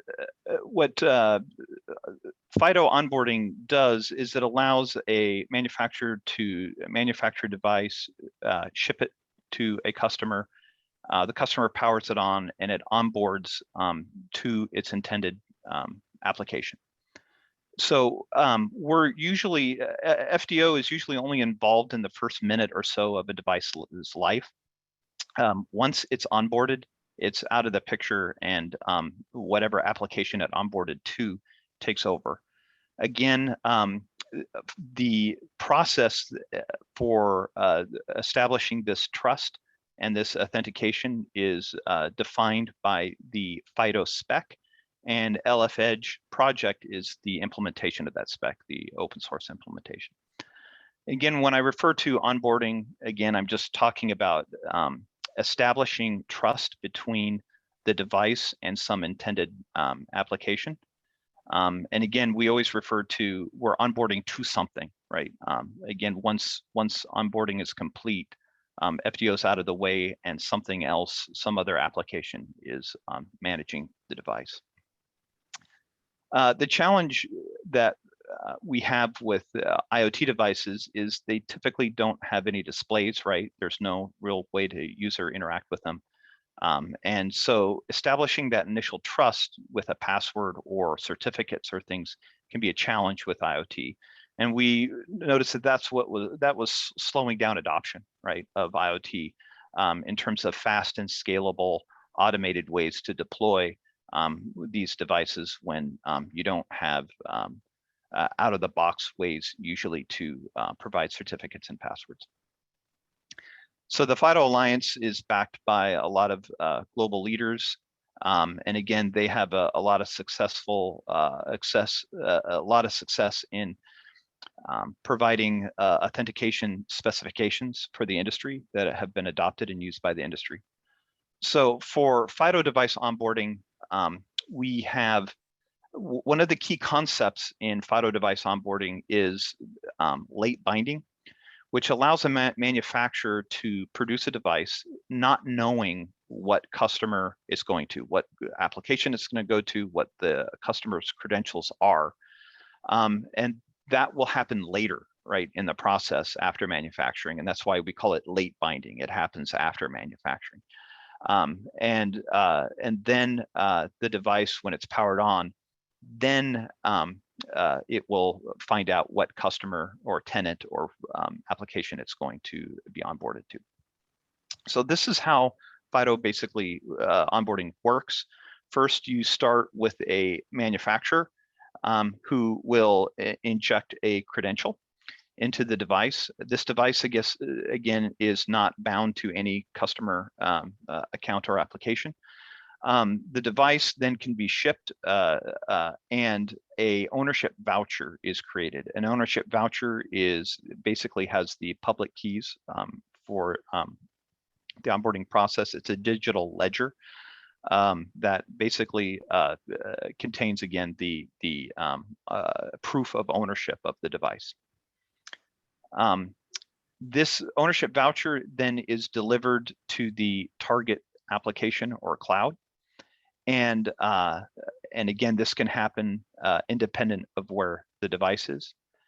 That target application or cloud will then register themselves with a rendezvous server, which basically tells the device where its intended target application is.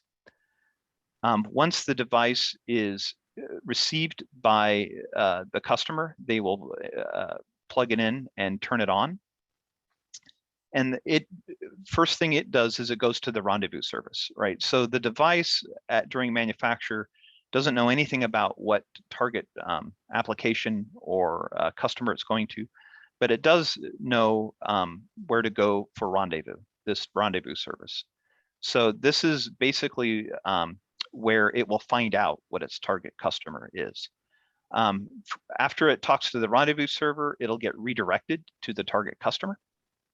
Again, this is that late binding aspect that we talked about. And then the device can onboard the application and then start sending, getting telemetry and so on, and send it back to the intended cloud. So that's the whole process of FIDO device onboarding. Then basically, this is the major software components involved in the onboarding process. So on the device side, we support Intel processors, ARM processors, right? And we have open source SDK for the device side of the protocol that you can build for a variety of type of devices. We have a manufacturing toolkit that a manufacturer can use to inject the initial FIDO credential and generate those ownership vouchers that we talked about. We have the rendezvous server, which redirects, performs the late binding aspect, and it redirects to the intended cloud and application. And then we have what we call an owner. And this is the piece that registers with the rendezvous server and would actually provide onboarding information to the device. And then finally, we do have a reseller tool. The ownership voucher can flow from the manufacturer through any number of resellers before getting to a final owner. And so there are tools for that. All of these tools are implemented in LF-Edge. And so we provide solutions. So the server components are all written in Java, but they're all containerized. So you can just use any containerization solution to bring them up. But if you wanted to contribute to the source, that would be Java for the server end. On the device end, again, we have a CSDK for developing for devices.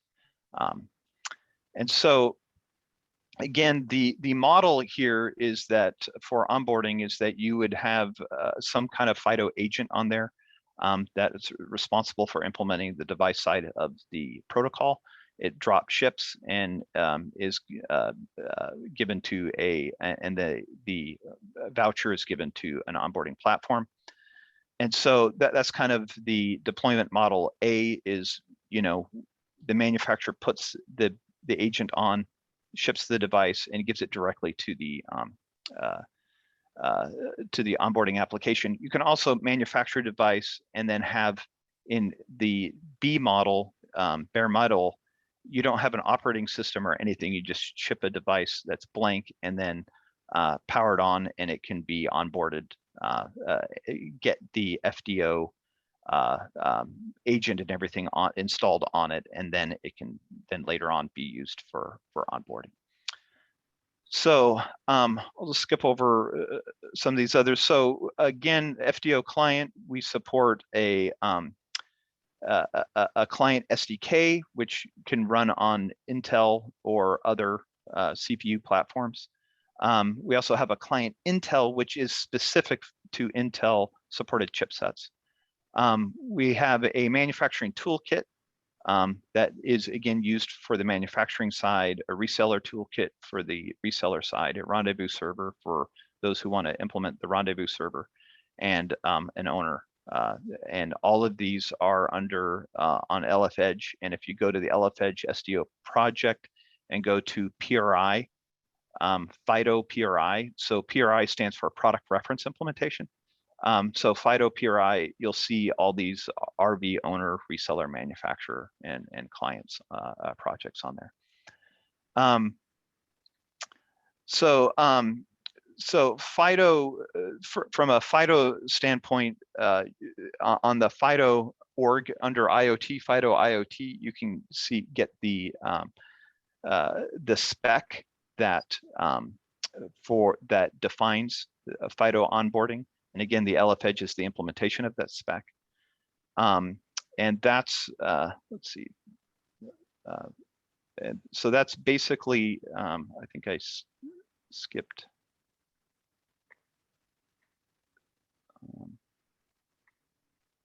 This one, this is the most important one. So this is one that I'll end up with the FIDO 1.1. Their current version is 1.1 on the LF-Edge website, and so that's that implements the FIDO specification. That's where we have the rendezvous server, the owner, and then also bare metal is built on top of the LF-Edge source, but that's on the Intel developer zone, and also Intel provides other projects that use FIDO device. Again, FIDO, we're not a management solution ourselves. We just onboard to a management solution, and so we're used by others, including Open Horizons, which is another LF-Edge project. We're just used for the onboarding solution. So that's a quick overview of the FIDO device onboarding, and so I think I'll just leave it there unless there's any questions. Thank you, Randy. I Thanks. like the late binding, especially. Yeah. Yeah. Anyone have questions can post it to the Q&A, the chat box. Thank you.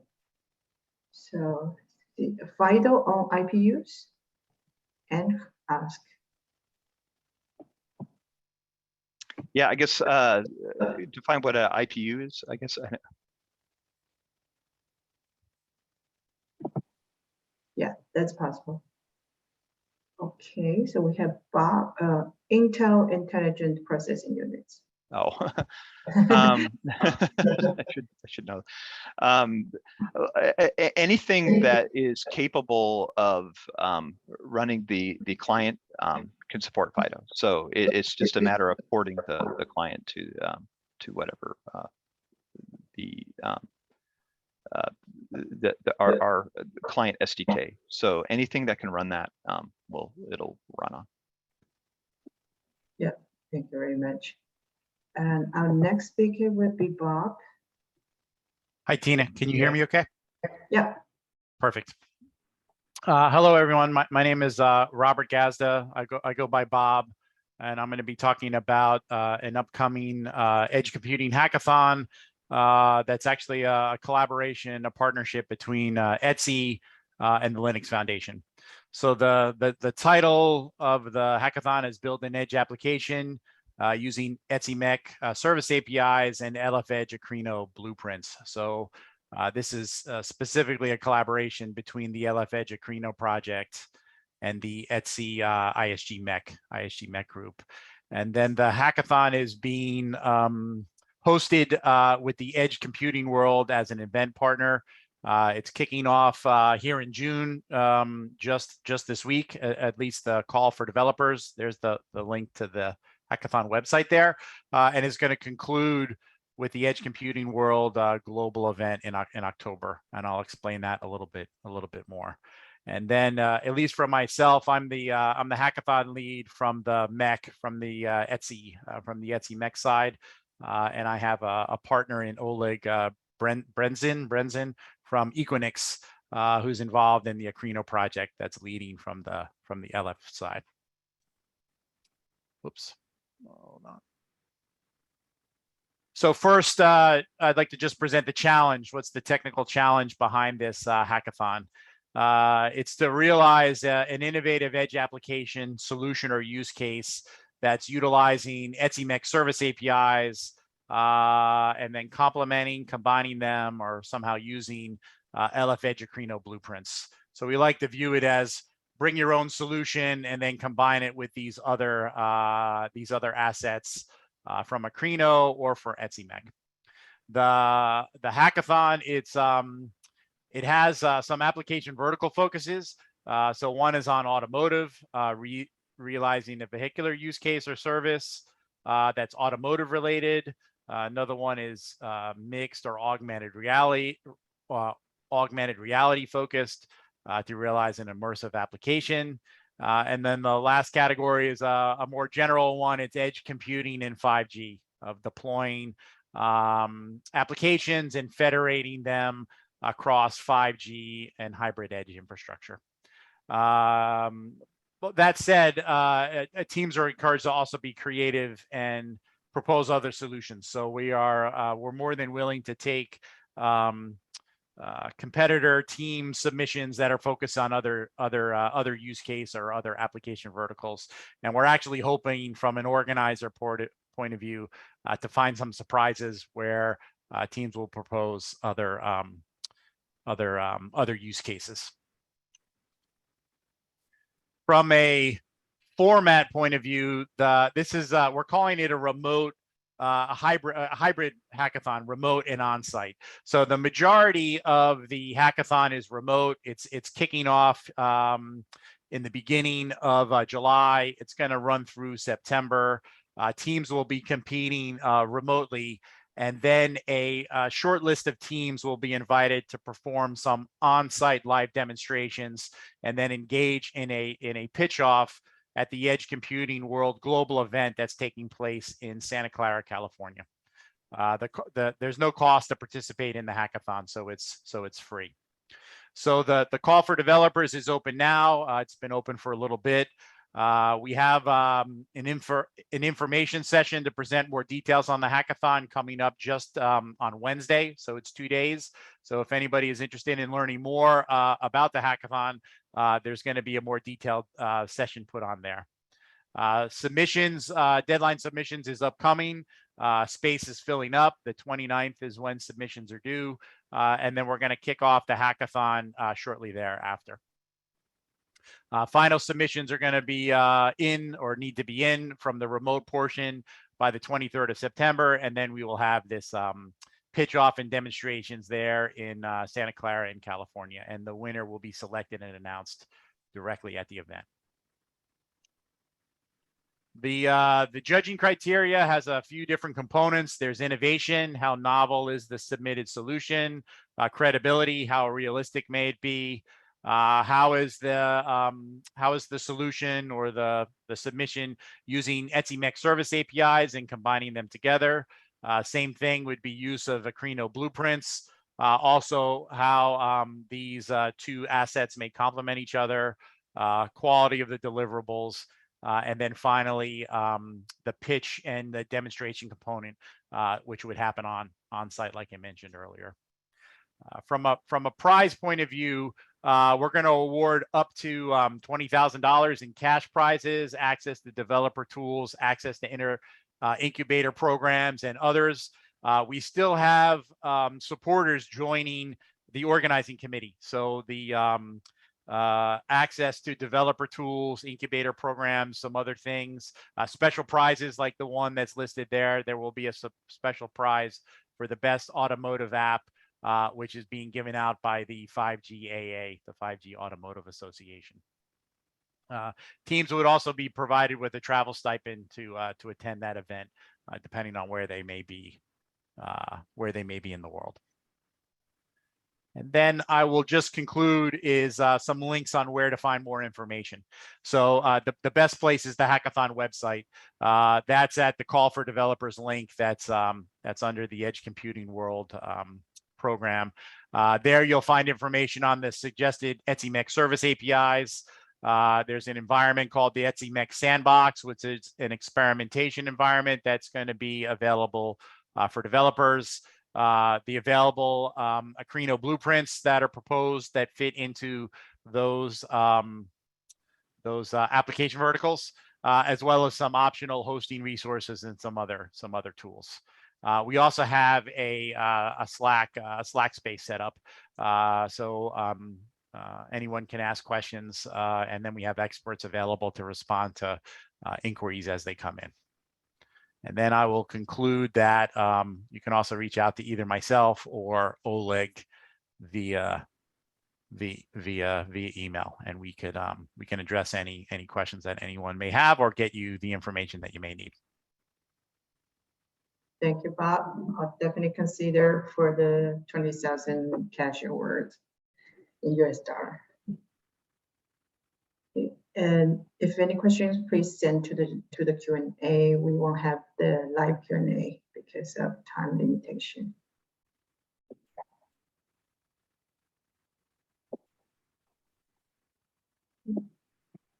Great. Our next session will be Edge Synergy because Glenn is not here. Is Glenn here yet?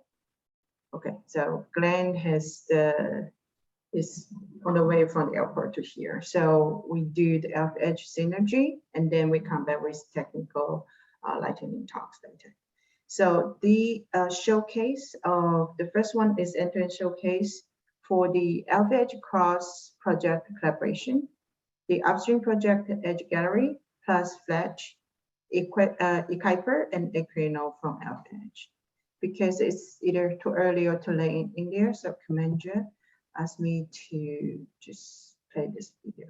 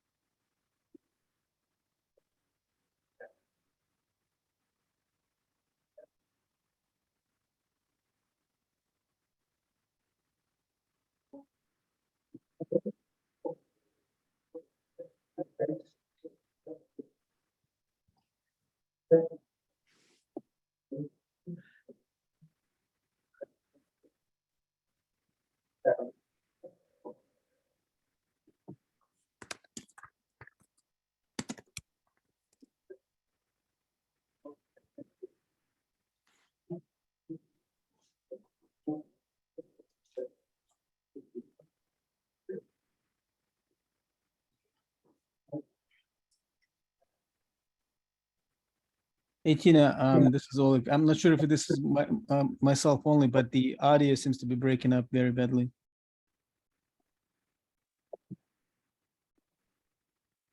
Yeah, Tina, this is Jeff. Same for me.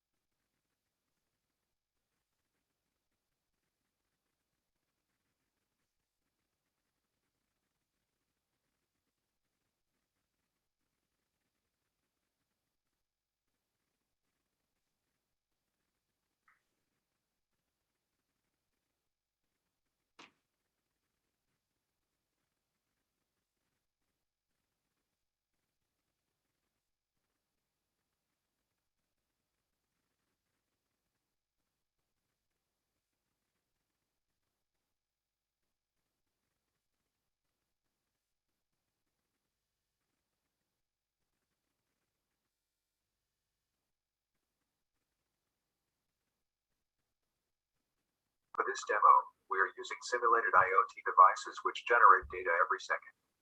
This simulator Can you hear now? can also be replaced by real devices. Oh yes, now I can hear. It is further filtered and transformed by using E-Cipher. This filtered data can either be stored in the TD Engine time series database or exported directly to user applications by using the HTTP exporter. MQTT broker is used as a message bus for internal communication among IoT stack components. North exporter to export filtered data using message bus or HTTP exporters. Enterprise applications can consume data from the stack by using these North exporters.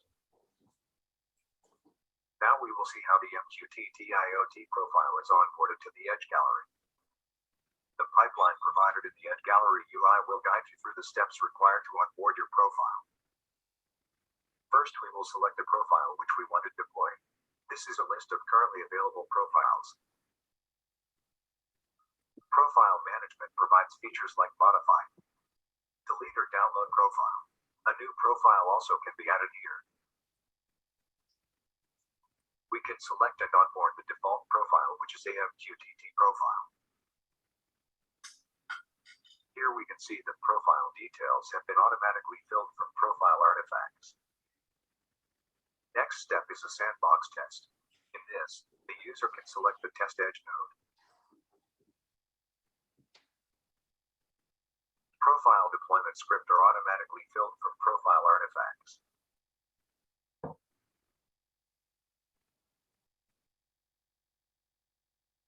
Now user can deploy the profile on the edge node to perform a first level test. Ensure to clean up resources after the test. After the sandbox, next we can package the application image along with the artifacts.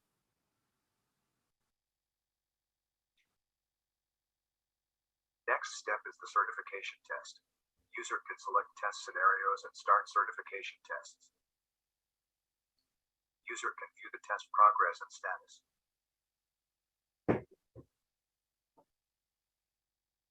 Once certification testing is done, user can publish the profile to the App Store. With this incubation phase is completed and user can move to the App Store. User can check the profile added to the App Store and it is ready to be distributed. Now user can move to deployment phase. From MECM, you can synchronize the profile from the App Store and distribute it to the edge nodes. This can be done from the MECM portal. For profile synchronization, user can select profiles from the App Store. Now the profile can be distributed to edge node. User can select edge node for profile distribution. Status of distribution can be viewed here. After distribution, profile can be deployed to edges. Here provide details like name and description. The profile will be instantiated now. This can be checked from MECM portal.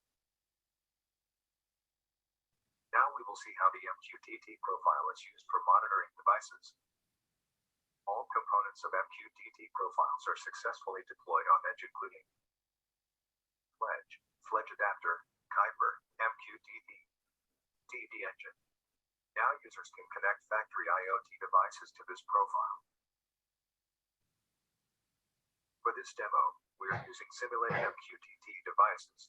This simulator will start 1,000 devices and produce data events every second. So every second, 1,000 units of data is produced on the factory floor. Each data event has two readings, humidity and temp. Temperature values are flow time data. In this profile, Kipper rules have been pre-configured to filter only temp readings and transform temp float values to near integer values, with new alias name temperature. This filtered and transformed data is stored in TD Engine database. Now users can start their applications and subscribe for filtered data.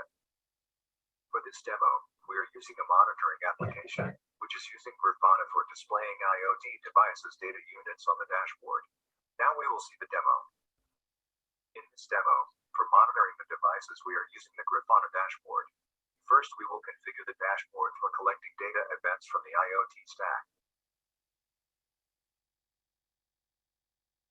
User can select DD Engine as a data source. Users can configure and monitor any device from 1,000 devices. For this demo, we have configured 4 devices, LAMP 1, LAMP 250, LAMP 700 and LAMP 999 in the dashboard for monitoring. The data from these devices can be monitored here.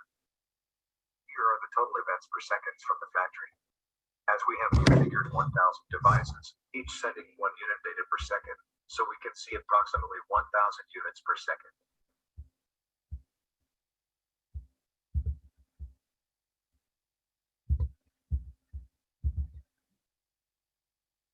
So this was the demo of a IoT device monitoring in a factory. And for this demo, we were using like Edge Gallery upstream project and LFS project like Fledge and Cooper for connecting the devices from factory and filtering and transforming the data and storing in TD engine. So with this, we finish this demo. Thank you everyone for joining. Thank you.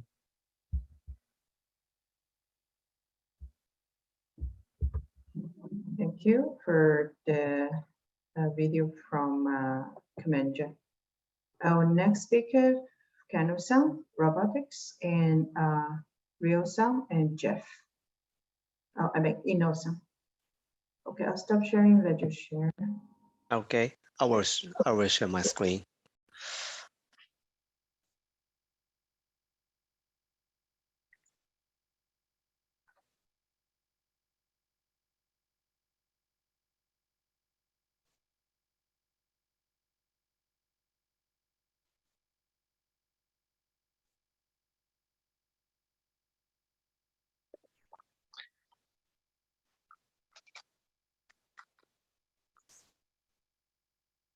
Can you see my screen? Yes, I can. Yeah, okay. This is Haris Afghano speaking from Japan. I am working for Fujitsu and I am researching and developing architecture and platform about edge computing and also the business planning. Also, I am working for Akraino as TSC member from last September. Today, I and Ryo Inoue, who is my colleague and leading our blueprint, will introducing to our CPS robot blueprint family.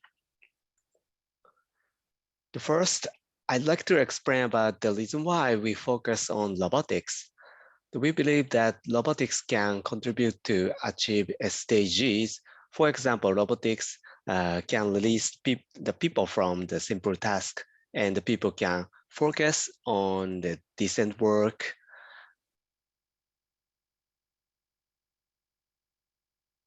And more innovative work.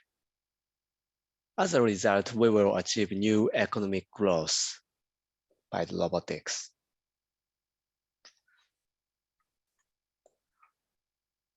However, there are industries where current robotics are difficult to apply.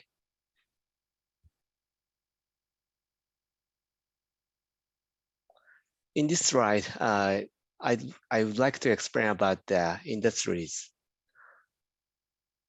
For example, food industry and agriculture. There are three common challenges in this industry to apply robotics. Firstly, objects which we want to control by robot is diverse shapes, flexibility, and fractional properties. Secondly, environment around the robot is uncertain. For example, current robot in the car factory carries an object which controlled by a robot is a uniform size, flexibility, and frictional properties. And the production line is the constant circumstance. On the other hand, please try to imagine the farm. Crops as the object controlled by robot have diverse shapes and size individually, like this picture. And also in the ground is uneven, the weather will change frictionality. So circumstance around the robot is uncertain. Then finally, the high mix small lot production, like this food service factory.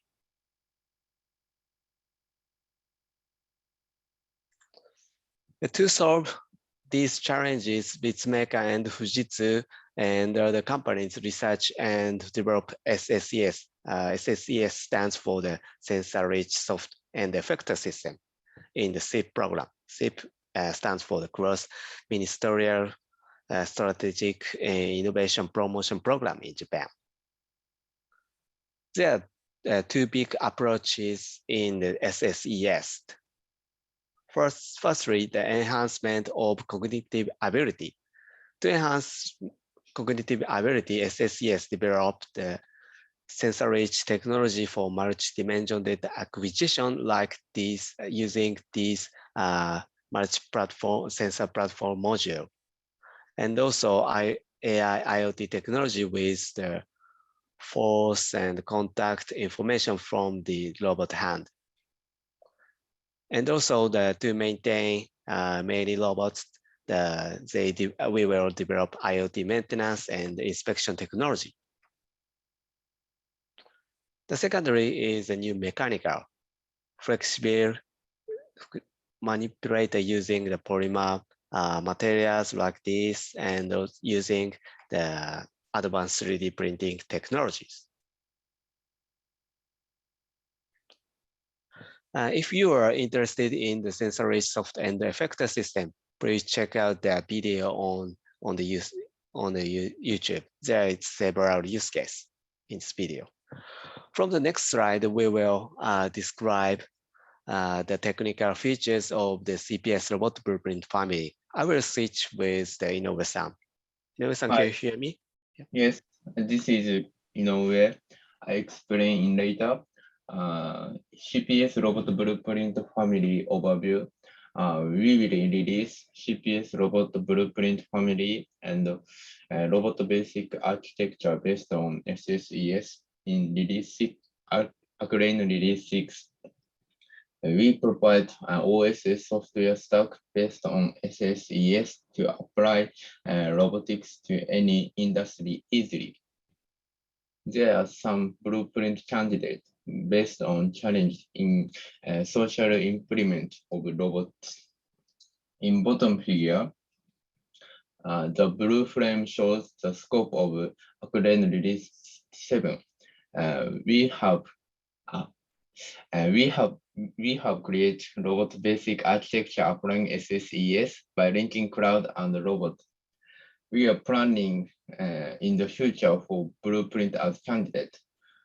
Robot teaching simplified, automatic robot maintenance, and multi-robot co-working. Move on next page.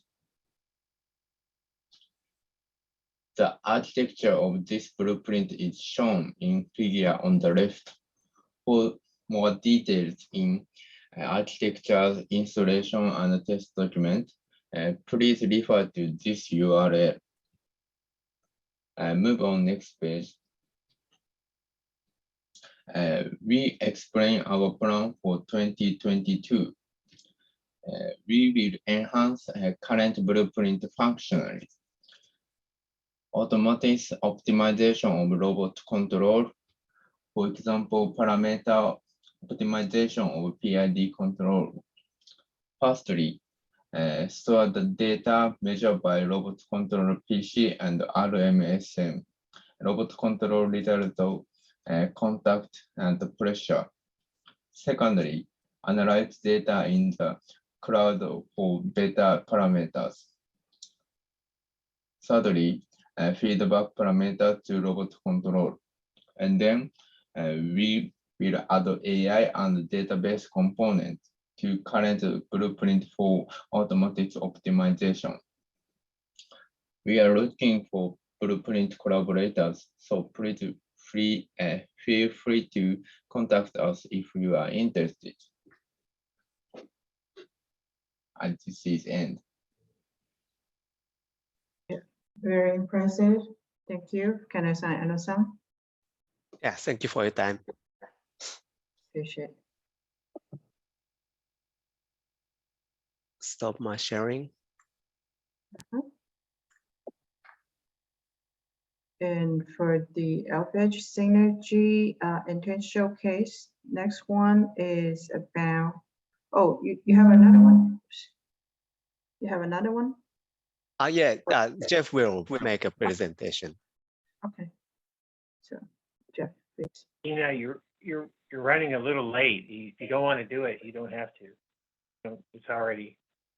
Yeah. How about we invite people to look at this site and from Sure. Jeff. Yeah. So Jeff, thank you for your understanding. Yeah. The next one is clean energy. So from. I'm so in trouble picking you up because you moved down. Oh. You moved down a lot. Thank you. All right. Matthew.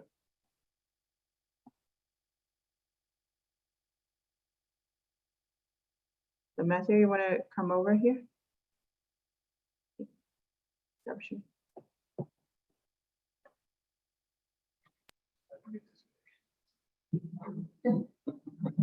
Oops.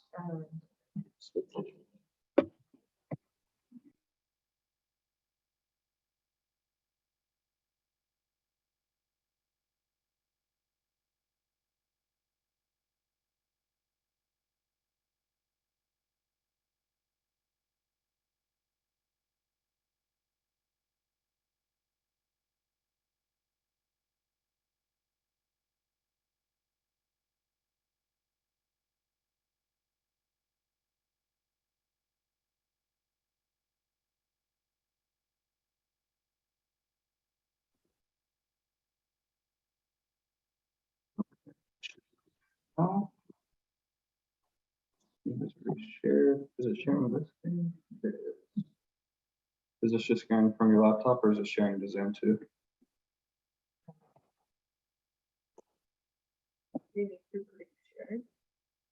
Ah, Okay, sorry.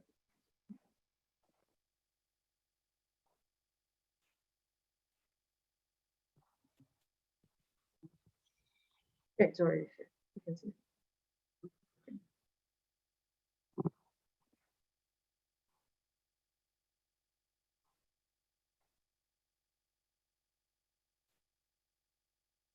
there we go. All right, so this is going to go into a little bit more detail about what I was referencing earlier in my lightning talk. So I'm going to be discussing sustainability and accounting challenges and solutions, specifically ones that we're working on, of course. So for an introduction into the digital MRV side, our solution is focused on carbon accounting, implementing at a state-of-the-art waste energy facility to support climate finance, carbon markets, and indices. But it's not only usable in the form of carbon accounting. It can be used in any auditing or accounting process.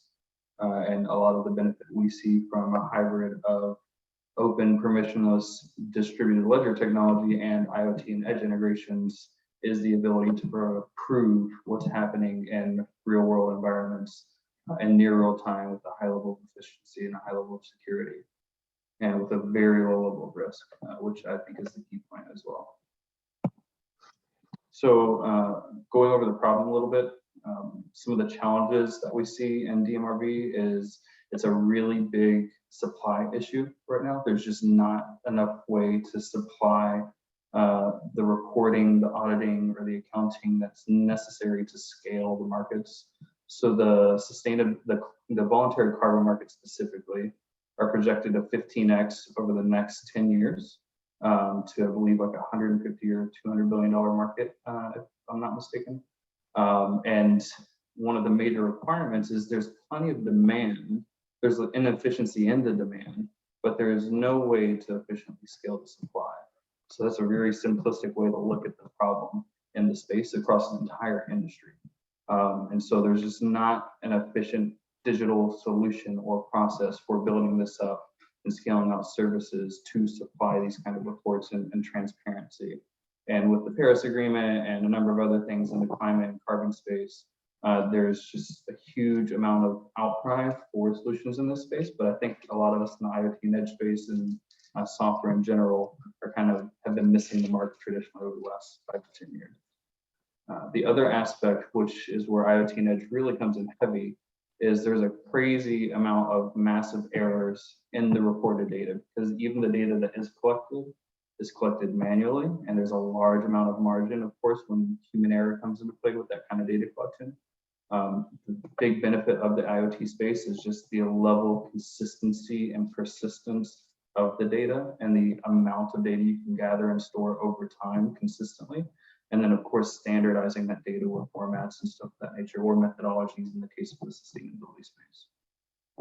So you see a lot of errors in the way things are audited, the way things are reported, because there's just not enough standardization, or there's too many small standards that don't overlap and aren't consistent with each other, or there's too many small methodologies which are very specific to one use case and not to how the industry as a whole should grow. And so this also feeds into challenge number 3. And then with challenge number 4, the finance and the policies lack a lot of major credibility. So you'll see in a little bit some examples of this. So this is kind of how you can view the scale. We have the number of MRV monitoring, reporting, and verification professionals. And you have the Kyoto Protocol, which is focused in the carbon markets, and the Paris Agreement, which is focused in greenhouse gas emissions and sustainability and climate as a whole. And then you have the SDGs and regenerative economy. And so the demand for this and the scope of this is really large at the top level, but the number of people that still have to supply the data that goes into this is restricted into that MRV circle. So even when it comes to like, hey, are we achieving our SDGs? How do you prove you're achieving your SDGs? A lot of times it's one of the big 4 auditing firms, they come through, they write a report, it's got a pretty high margin of error, and you don't know if it's actually been achieved, or if, like said, we think it's been achieved, and what's the uncertainty. There's a lot of data that's missing in this process. So challenge 2 comes down to these crazy huge errors. So you can see on the left side, so everyone's concerned about how do they become more sustainable, how do they reduce the amount of emissions, what do they do about it? It's a problem that everybody's aware of, but the solutions, how do they actually solve it, is really lacking in the space in a lot of ways. Only 11% have been able to reduce their emissions in line with their ambitions in the past 5 years. And then there's an estimate of 30 to 40% average error rate, which is a huge error rate. And in some instances, that's actually much higher, sometimes 10 to 20 times higher, not percentage, but times higher. And then you can see on the right side that there's a mismatch in the inventories. That's at least a minimum of a 12% error, but that's a small error in the scope of a lot of the other reports I've seen come out recently. So we have, as an example, the Environmental Defense Fund here at Google. They've reported that the fertilizer plants have emitted a total of 29,000 metric tons of methane, and they're reporting estimated only 200 metric tons. That's a massive misrepresentation of what's actually happened, because the way of capturing the data and what data was captured was manual. It was really undefined. It just was really low quality. And so the ability to do this with a digitization strategy or through digital transformation and show at a higher level that how do we figure out, like, how did they figure out it was actually 29,000? What methodology provided that level of clarity? And then how do we digitize that so we can go in near real time projections on those types of things, so that we know if I'm putting 7 figures in investment in this sustainability technology for my organization, if it's a big organization, is it actually creating the return on investment or the impact that I expect it to make? Or is it going to create 10% of the impact that I expect it to make? So I should take that investment and put it into something else. So there's a lot of business strategy that can come along with this. But the major issue is we just need to redefine these standards. We need to redefine how to digitize these standards, because all of the current standards were defined 30 plus years ago. They're not focused on IoT and edge data capture and machine learning and all the things that we can do today. So the entire industry as a whole, with the carbon registries and other organizations in play, are now starting to actively search for digital transformation and try to understand how they can take the right steps to fix these major issues. And then the last challenge, a little bit more detail, is the financial greenwashing essentially that's happening, where on the right side you can see regulators reduced or erased $2.2 trillion from the European markets after new regulations came in that changed the way that they established how they were supposed to develop their methodologies and process their sustainability reporting. And then at least 1 out of 3 companies had mismatched data in the reports that they had given in the last year. And a lot of those reports, from my knowledge, talking to a lot of the auditing companies, were not even reports from that year. They're reports from 3 or 4 or 5 years ago, because that's the timeline it takes to get those reports to that level. So there's just a massive amount of inefficiency that's really ripe for IoT and edge to come into play and create real solutions that can scale out this ESG conversation and create trust and confidence. So it's really the traditional problem that we see in the IoT and edge sector of, you have garbage data coming in, you're going to get garbage output. And that's what's happened in this entire industry as a whole, because they have such a lack of digitization, and all the standards and methodologies that they have are analog or manual.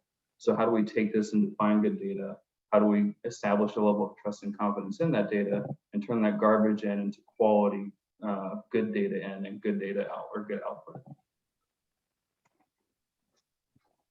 So this is a slide I used from earlier as well. Because of all these problems in the process, there are just way too many opportunities for misrepresentation with manual monitoring, reporting, and verification. It's almost impossible to know if the reductions actually occurred and if the reductions that were reported are anywhere near accurate. And you can see part of the process here. There's a business owner. They usually own a facility or multiple facilities. So we're partnered with Environment and Climate Change Canada on this pilot. They provided the grant funding or non-dilutive funding for this project. We're also partnered with the Ministry of Environment in Chile. So we have 2 facilities in Chile that we've integrated data confidence fabrics into. And they really, really love the ability to have transparency and understanding from IoT and edge data, and an understanding of, you know, what is actually sensor-based or autonomous and what's manually based, and see where the issues are, because it helps inform regulation, it helps inform governance, it helps everybody just understand, like, how do I take the right steps forward? But these businesses can sometimes own, you know, dozens or hundreds of facilities. If you can get in with one good one and prove that these technologies can work, you can scale it out to 100 different facilities or even more. And a lot of these methodologies are transferable across different regions. So if it works in Chile, there might be minor adjustments you need to make for it to work in Argentina or in Brazil or in different countries in Africa. So as you start to digitize these things that were traditionally manual or analog, the ability to scale them becomes increasingly more efficient as you build it out. And that's what we're focused on with this platform. So what is the MRV? One is the measurement. So MRV is a traditional practice in the space. It's with every compliance regulation that's in place, whether it's, you know, recycling or organics or anything among that nature. You know, energy reporting, where are you getting your energy from? Is it coal-based? Is it sustainability-based? Is it wind-based? What's your grid status? Things like that. There's a lot of different markets that compliance is required when it comes to governments and regulation that you can take something like digital MRV and integrate it into.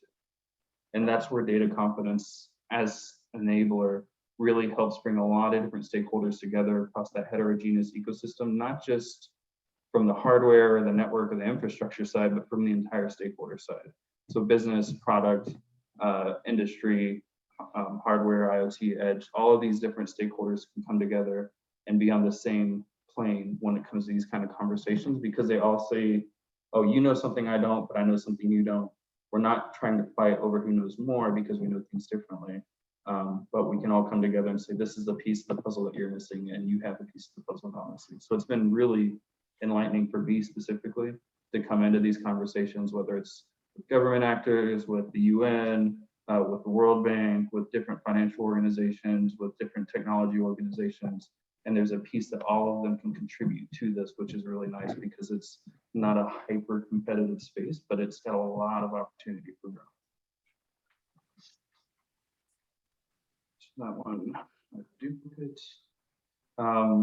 Once you get through and start to digitize with digital MRV, you get that security and transparency. So you have the ability to prove what's actually happening.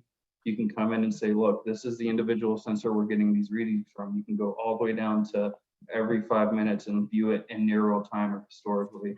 You can see the data come into the system. You understand what's happening, and you can be proactive about the investments and the decisions you make when it comes to sustainability instead of reactive. And the reactive time frame, as I was saying earlier, could be 3 to 5 years, whereas the proactive time frame can be 1 to 2 months. And that's a huge difference in how you make your decisions as an organization, how you can raise funds as an organization if you're a smaller organization, or how you can capture new customers if you're a larger organization.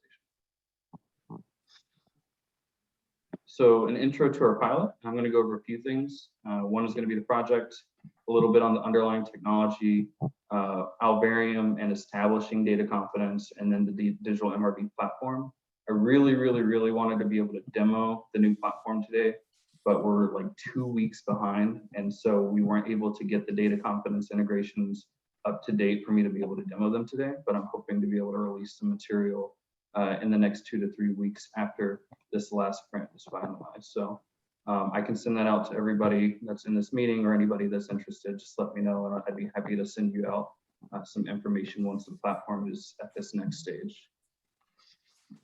So the project, as I mentioned earlier, was in collaboration with Environment and Climate Change Canada. They provided the funding for this. It's in partnership on our side at the IOTA Foundation with Climate Check, who is a climate auditor and methodology developer. They've been in the space, and Tom Bauman, who's the CEO, wrote the standards for the industry 30 years ago. They were based on his master's dissertations in the early 90s. So he's been really an advocate in the space for 3 decades, and an innovator in a lot of different ways. The program is a partnership between Canada and Chile, and known as the Reciclo Organicos program. So we have a landfill as one of them, and we also have a biodigester, which is essentially an industrial composting facility, as a second. And we have the traditional MRV methodologies, which we've digitized and upgraded, and now we've taken them a step further and integrated data confidence fabrics into it as well. So the technologies and the facilities are proven. This is how landfills work. This is how biodigesters work. There's really low risk in the actual facilities. It's just how to get them to this next stage of digitization that was the focus. So we took some new build sites that they had put together in Chile and said, all right, here's your methodology roadmap essentially for digitizing. These are the type of sensors we need. These are the things that you need to measure. This was how we can start to establish confidence. So you can see sensors, data management systems, quick connection, high level of connectivity. And even if it doesn't have a high level of connectivity, we can circumvent that by having a batching process that goes out when there's connectivity. So the landfill has a few different pieces that come out of it. There's the mitigation outcomes for waste and energy. So understanding how much waste is brought in, how much energy is produced on site, because the landfill is actually energy positive. It produces more energy than it consumes. So that's really interesting. And then there's also, of course, the climate finance side. So how do you take the investment that went into the landfill? How do you take the local waste capture process of like who picks up your trash and how does it get to this landfill? And then how do you finance that and what's the ROI? Because a lot of that is a sunken cost when it comes to regulators and governments. The taxes go into building those programs or bonds go into building those programs, but they don't really generate any revenue.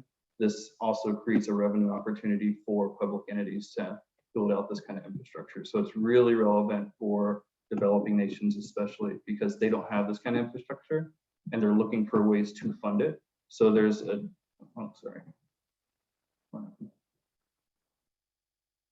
that's not what I wanted.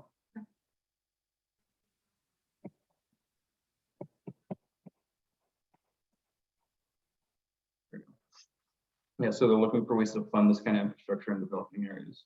And then all this data goes into the National Greenhouse Gas Inventory and is reviewed by nations and then brought up to an international level. For the distributed ledger side, we use the IOTA Tangle. I'm head of sustainability at the IOTA Foundation. So the IOTA Tangle is our core distributed ledger technology that we generated. All of the IOTA technology is open source, and the integrations for data confidence fabrics and Alvarium are open source under LFEdge. So we're really happy about that happening later last year. And one of the inherent things that brought me to IOTA was the scalability aspect. So a brief history on myself, I have a federal government background, so I get a lot out of these type of projects. I want to build things that create impact. And I did 10 years at the NSA for cybersecurity and cyber operations. I helped stand up Cyber Command in a lot of different aspects. I helped define the teams and the cyber mission and defense teams. I did offensive and defensive operations. So there's a lot of critical infrastructure. So I'm really savvy, if you will, on the types of vulnerabilities that come in large scale critical infrastructure, and then the need to have really quick understanding of the current state of your infrastructure and where your gaps are. I also did digital forensics, so breaking into hardware and IoT and edge level for the Department of Defense Cyber Crime Center.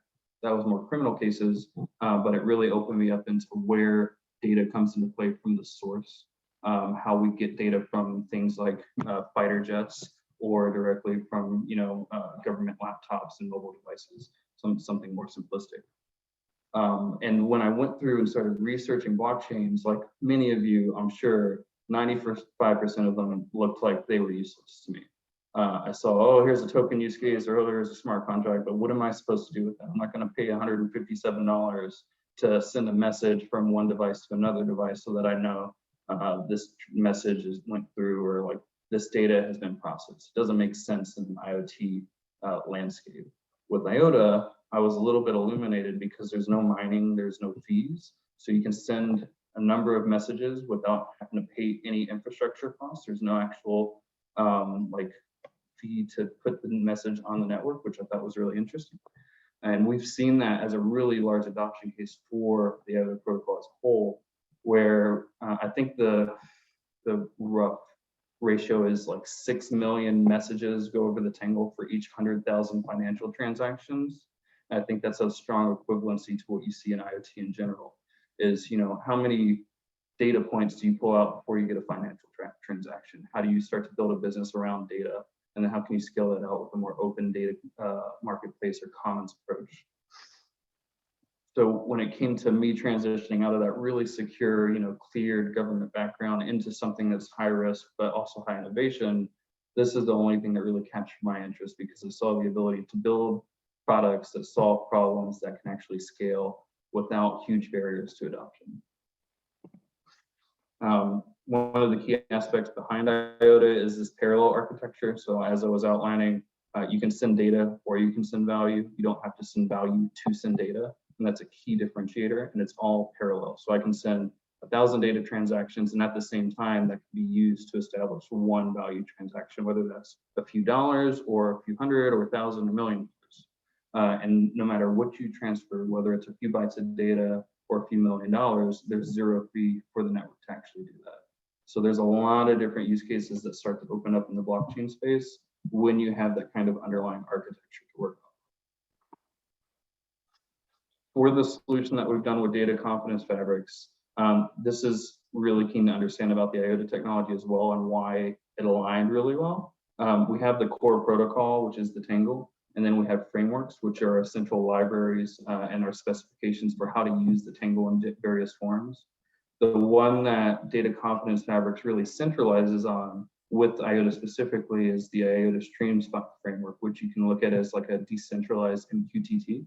So it's how do you take a piece of data, put it into a transaction or a message on a decentralized ledger, publish it, and then anywhere in the world, anybody can receive it if they know where to look.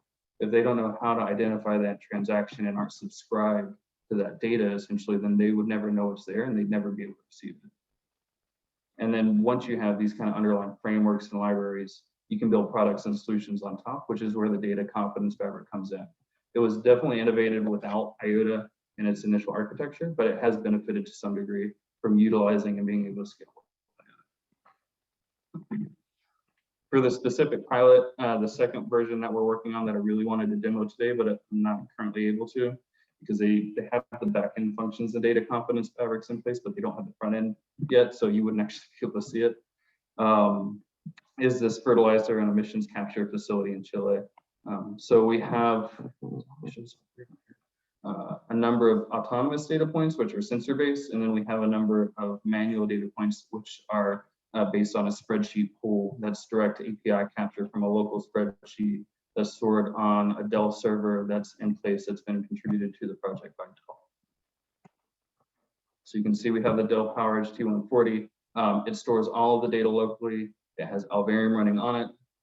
It has as a data integration for deploying and maintaining that image or that operating system. The Alvarium transactions and metadata are compartmentalized and encapsulated on that PowerEdge server. They're also formed into transactions, which are published on the IOTA Tangle, and it hosts an IOTA node locally on the edge device as well. So all of this is done really lightweight, really efficiently on this local PowerEdge server. We're not even close to utilizing the capabilities of the server. We only need like 4 gigs of RAM and 20 gigs of storage to run these kind of processes.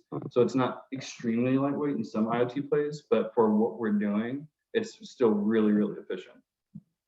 And then all of this goes over the Tangle and is pulled back from a node that's hosted on a cloud platform and processed at the cloud level as well. So you can see we have sensor-based data, which has different types of annotations. They check for peak eyes, they check for different types of connectivity between the devices. And they check for device signatures as well.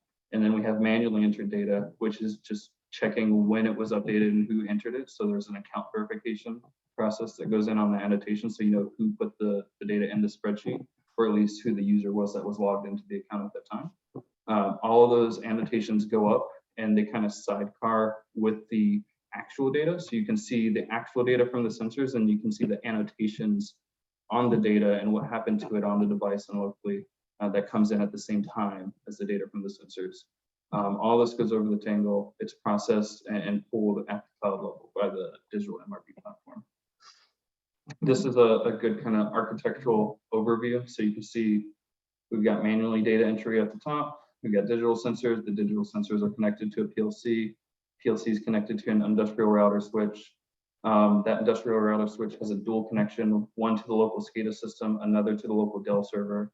The Dell server hosts all of the necessary software locally, processes the transactions, and then connects to the router. And then everything goes out via that gateway. Everything is then pulled from the back end on the digital MRV cloud side. There's a number of different integrations there and use cases for the UI and UX and different processing of the actual data points that come in. And then the data from that side autonomously goes into a platform known as Scribe Hub, which takes about 80%, or the reports are about 80% automated now, based on the data that you're able to pull from these facilities and from these devices. And there's a number of different standards that go into this reporting process as well, which Tom, our partner from Climate Check, would be able to explain further. But when we develop projects, we have two major milestones. One is integrate and gather the data. Two is report on the data. So that's the M and the R of MRV. And the last is verify the data, which is where Gold Standard or Sustained Cert or other partners in the carbon process can come into play, verify the data, audit it, and then submit it for carbon credits. When we establish data confidence, there's a few different ways to do this. And one key thing across industries to know is that data confidence isn't the same for every industry. So there are some pieces like, device signature validation, secure boot, authentication enablement, and different like types of storage or checks that you want to do along the data pipeline. But what confidence means in the energy sector is not going to be the same as what confidence means in the mobility sector or what confidence means in the cybersecurity sector. So having confidence in your operational system is something that needs to be established across the industry. And that's where a lot of these open collaborations and working groups like what we're doing with LFEdge really provide benefit. Is, Linux and LFEdge provides an area for Climate Check and Gold Standard and Google and Zeta and Dell and all of us to come together and say like, okay, what does confidence look like in the climate sector? How do we start to establish this? And then once we establish a baseline there, we can go into other sectors and say, what does it look like for smart mobility? What does it look like for smart cities? What does it look like for microgrids? How can we have a little bit of confidence around the infrastructure that we're scaling out the way we're capturing data? We secure that data confidence with the immutable ledger, which is the IOTA Tangle. This doesn't have to be permissionless in public. It doesn't have to be one big open network, but having industry centralized networks or open data commons, if you will, is really beneficial because then it allows stakeholders to share data really easily. They just have to point to the IOTA streams or the data pipeline, and then the new stakeholders can subscribe to those data pipelines to have a stronger understanding of what's happening in space.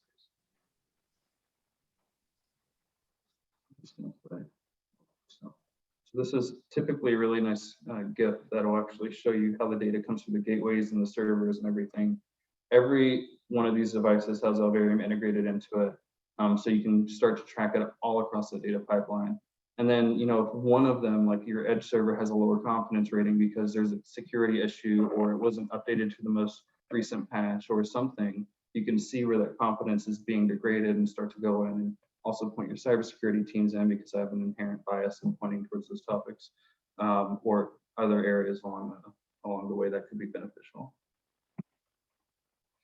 This is a snapshot of our interface. We pulled this from Figma. They were supposed to have this updated last week, but they're about a week and a half behind. So I couldn't show you the live demo of this. But you can see we've got a device, we've got the current flow, we've got the daily average flow. You can see the current flow is a little low. It's sensor based. Everything's up to date. All the security implications have been checked off, so it has a pretty high level of confidence. We don't believe there's such thing as 100% confidence, but that's just what we've come to agreement on with the climate actors. It could be different in various industries, of course. And then for quantifying it, if you look at all the different data sources, you can see we've got spreadsheet data, we've got sensor data. The spreadsheet data is all manually entered, so it has a lower confidence score. The bottom spreadsheet isn't iterated on as frequently because it's not as frequent of a delivery, so it has a much lower confidence score than even the more frequently updated spreadsheet. And then lastly, really quickly, stacking DMRV. So this is a framework, essentially. How do you establish data confidence? We're testing it in the climate sustainability space, but it's not restricted to that. It can be used in any industry, any sector. You just have to start to establish what confidence means for your industry. And then you can start to score that and have a real open understanding of what's the state of our infrastructure, whether it's between partners or different stakeholders. And this is kind of fluctuating on that, showing carbon credits, renewable energy certificates, smart cities, transportation. There's various industries that you can actually see.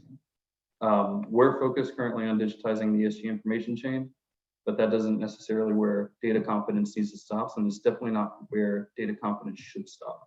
So if you're interested in this topic or want to understand it more, I'd be happy to have a conversation on it and discuss how it could operate in your industry as well.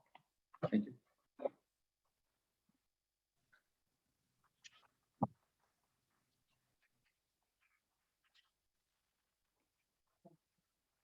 Yeah, next time we can see the live.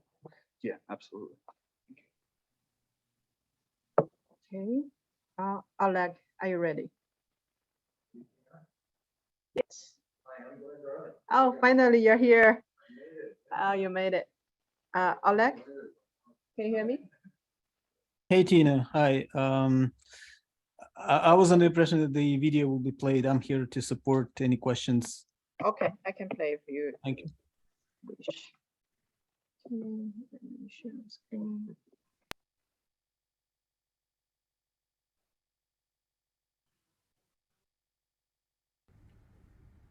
Hello everyone, my name is Oleg Borzin and I'm a co-chair of the Linux Foundation Edge Akraino project. I'm happy to present this episode of the Mac Tech series titled DevOps Mac Infrastructure Orchestration.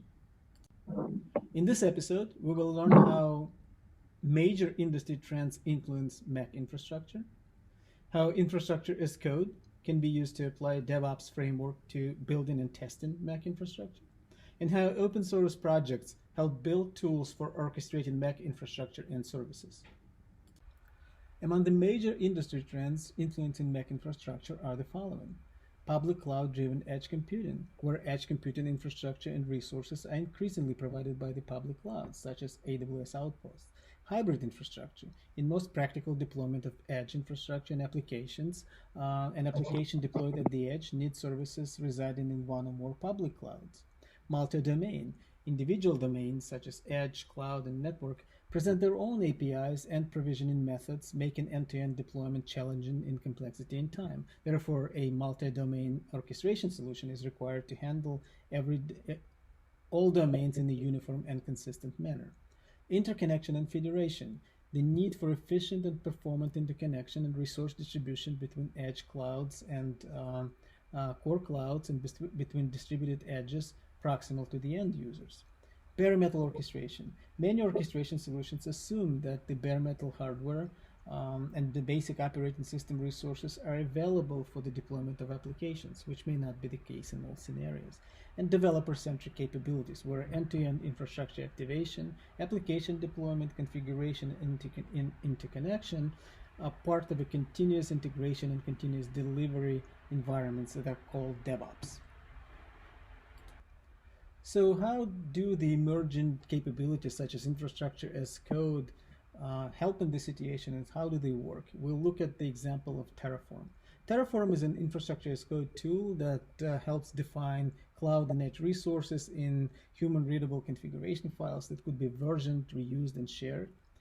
It can be used to create consistent workflows for defining this infrastructure, as well as managing low-level components such as compute, storage, and networking resources, as well as higher-level components such as software as a service features.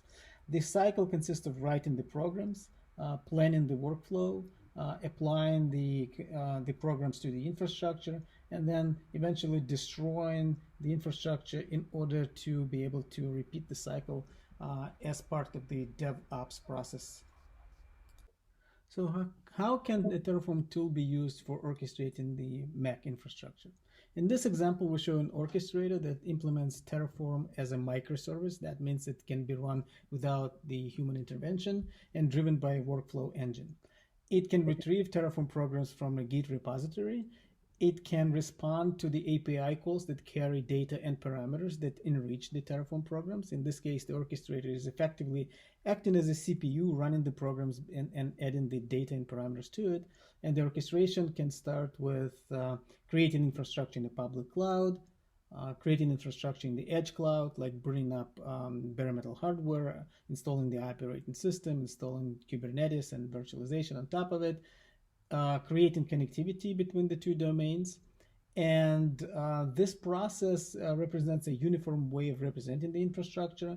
It's a model-free orchestration, meaning that the orchestrator doesn't really need to know the details of what happens in the individual domains. It just runs the program and executes the steps. It's DevOps driven because of the process of creating, applying, and the ability to delete and iterate on the infrastructure. And it stores the state of the actions externally in the Git repository as part of the orchestration process. So how does this all apply to Mac? The orchestrator can be thought of the MIO, MAPM, and Vim.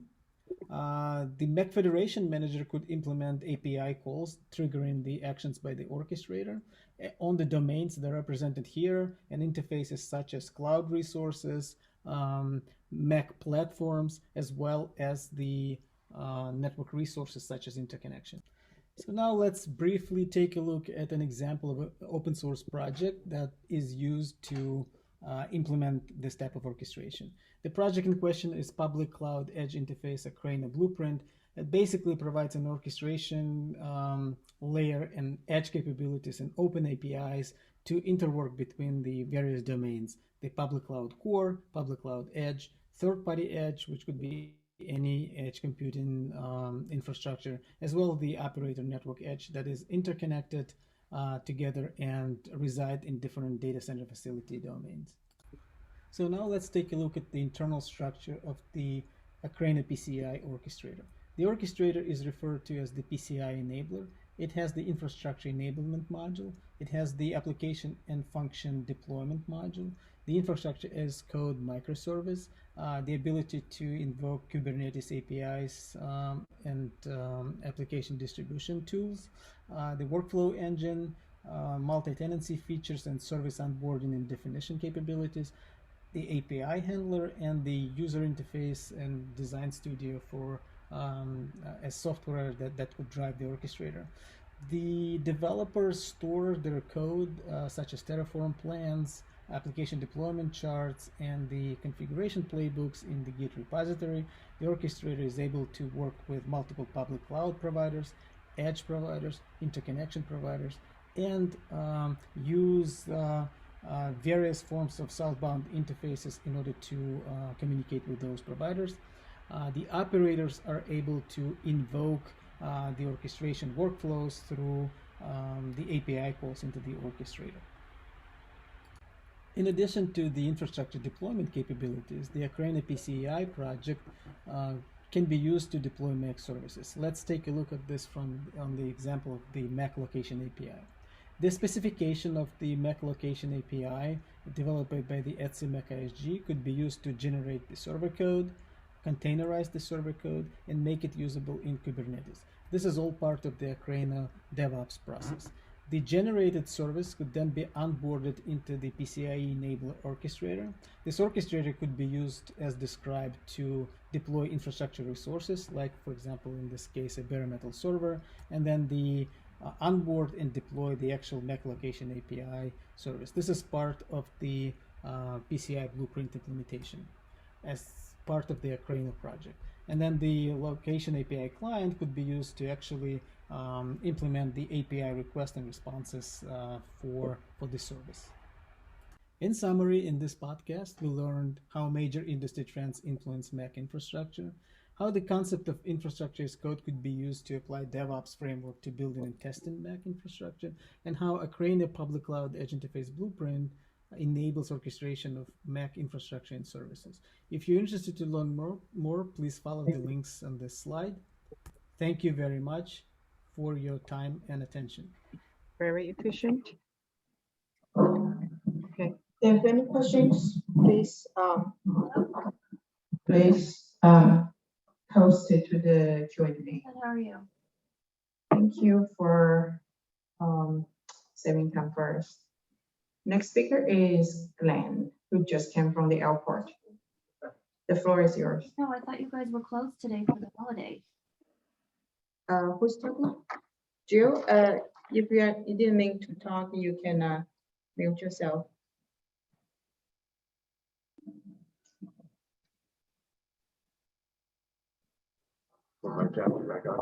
It's really hot here. I had to walk several blocks in that 104-degree heat. Thank you. Okay. You can turn it on.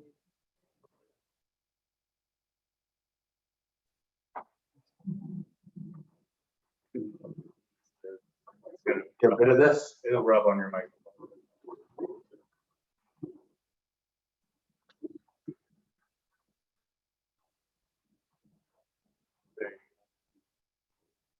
All right.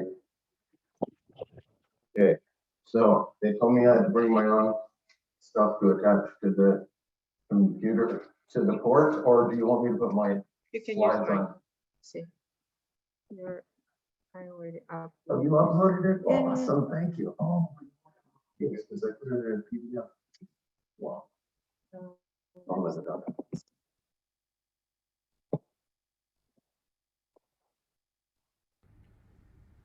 Hello, everyone. My name is Oleg Borzin. Thank you.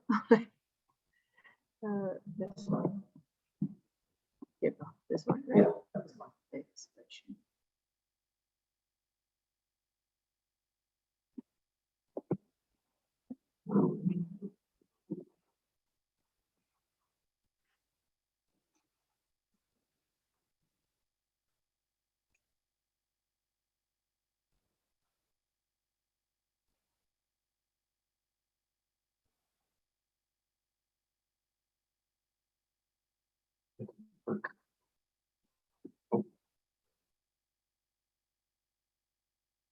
Here we are.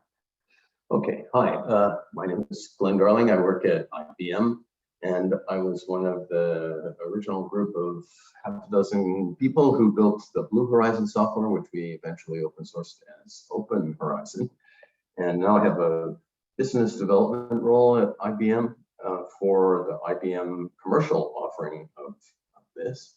But I'm here today to talk to you about the open source. So what is Open Horizon? Well, it's probably the most powerful open source project that you've never heard of before. And I'd like to change that.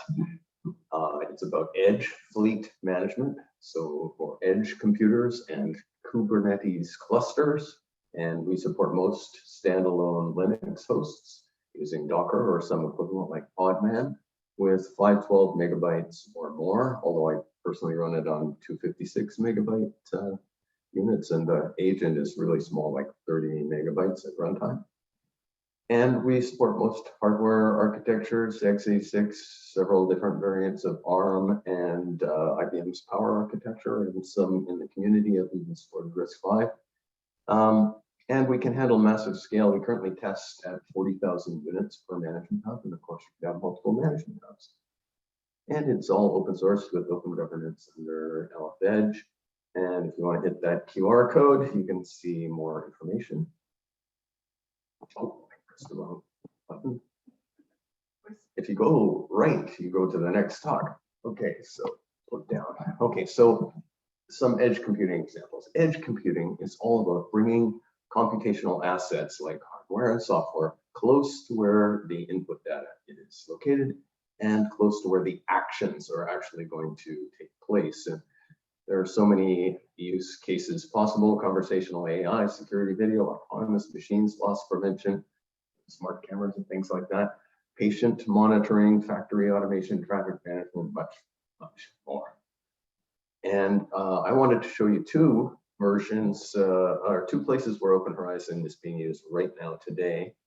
One of them is this one, and I had a wonderful video, but since I can't show you on my laptop and this is a PDF, it's not going to show you the video. How much time do we have to do the connections? But if you come and see my talk on Thursday, I'll have the video and you can see it there. But this is the Boston Dynamics Spot robot, and it's doing a task that they're sent on what are called missions. It does a mission that traverses this floor in the factory and looks for fire extinguishers and sees if there's anything wrong. If there's something blocking the fire extinguisher is missing, the hose isn't properly connected, or things like that. And it runs, it has a little backpack. You can see that chunk of hardware on its back, as opposed to the one on the right that doesn't have a backpack. That's an edge computer, and the software in that edge computer is managed by Open Horizon. Can't make that happen. You can make the video happen. Okay, well, let's do that at the end. Let's do this thing, and then if we have time at the end, I've got videos. So this one is the Mayflower 400, which is an autonomous ship project, and the intent was to rerun the 400 years ago mission of the Mayflower coming from England to America. And that's what it did across the Atlantic all by itself, including navigating harbors and such, and avoiding other ships and interesting things in the ocean. And the software that is on this thing is managed by Open Horizon. And you could watch it live, except it just docked a couple of days ago. And so the live feeds, I don't think are working anymore, although I think it's going to make one more trip. It docked in Nova Scotia in Halifax in Canada, and it's going to make its way down to DC, I think. But right now, I don't think you can do the live feeds, but I'll have the links for all of that. Oh, here they are. So you can hit that URL and see if you can catch some live telemetry or live video, actually, from the multiple video cameras that are on the ship. Okay, so I wanted to quickly give you a hint of the architecture of the software. I think it's quite unique. The agents that run on the individual edge machines or on a cluster to manage the entire cluster, they're autonomous, and they're designed to be firewalled, and they're driven by the policies that you set for them. Nothing ever initiates contact with the agents. In fact, the agents always reach out to make contact. And this is very good because the agent does not listen on any external ports, so there's nothing for it to be talked to convince it to do something bad. And even the node IP addresses are kept secret from the core of the system. They agents are identified by their public key and by whatever name they give them. And all of the code that you deploy and all of the data files that you deploy, and even the deployment details, like which file system paths the container can access, which devices can it talk to, which ports can it bind to, what level of privilege it has, whether it has any kernel capabilities, all of those things are cryptographically signed. It's a highly decentralized system with these autonomous agents. They pull the containers.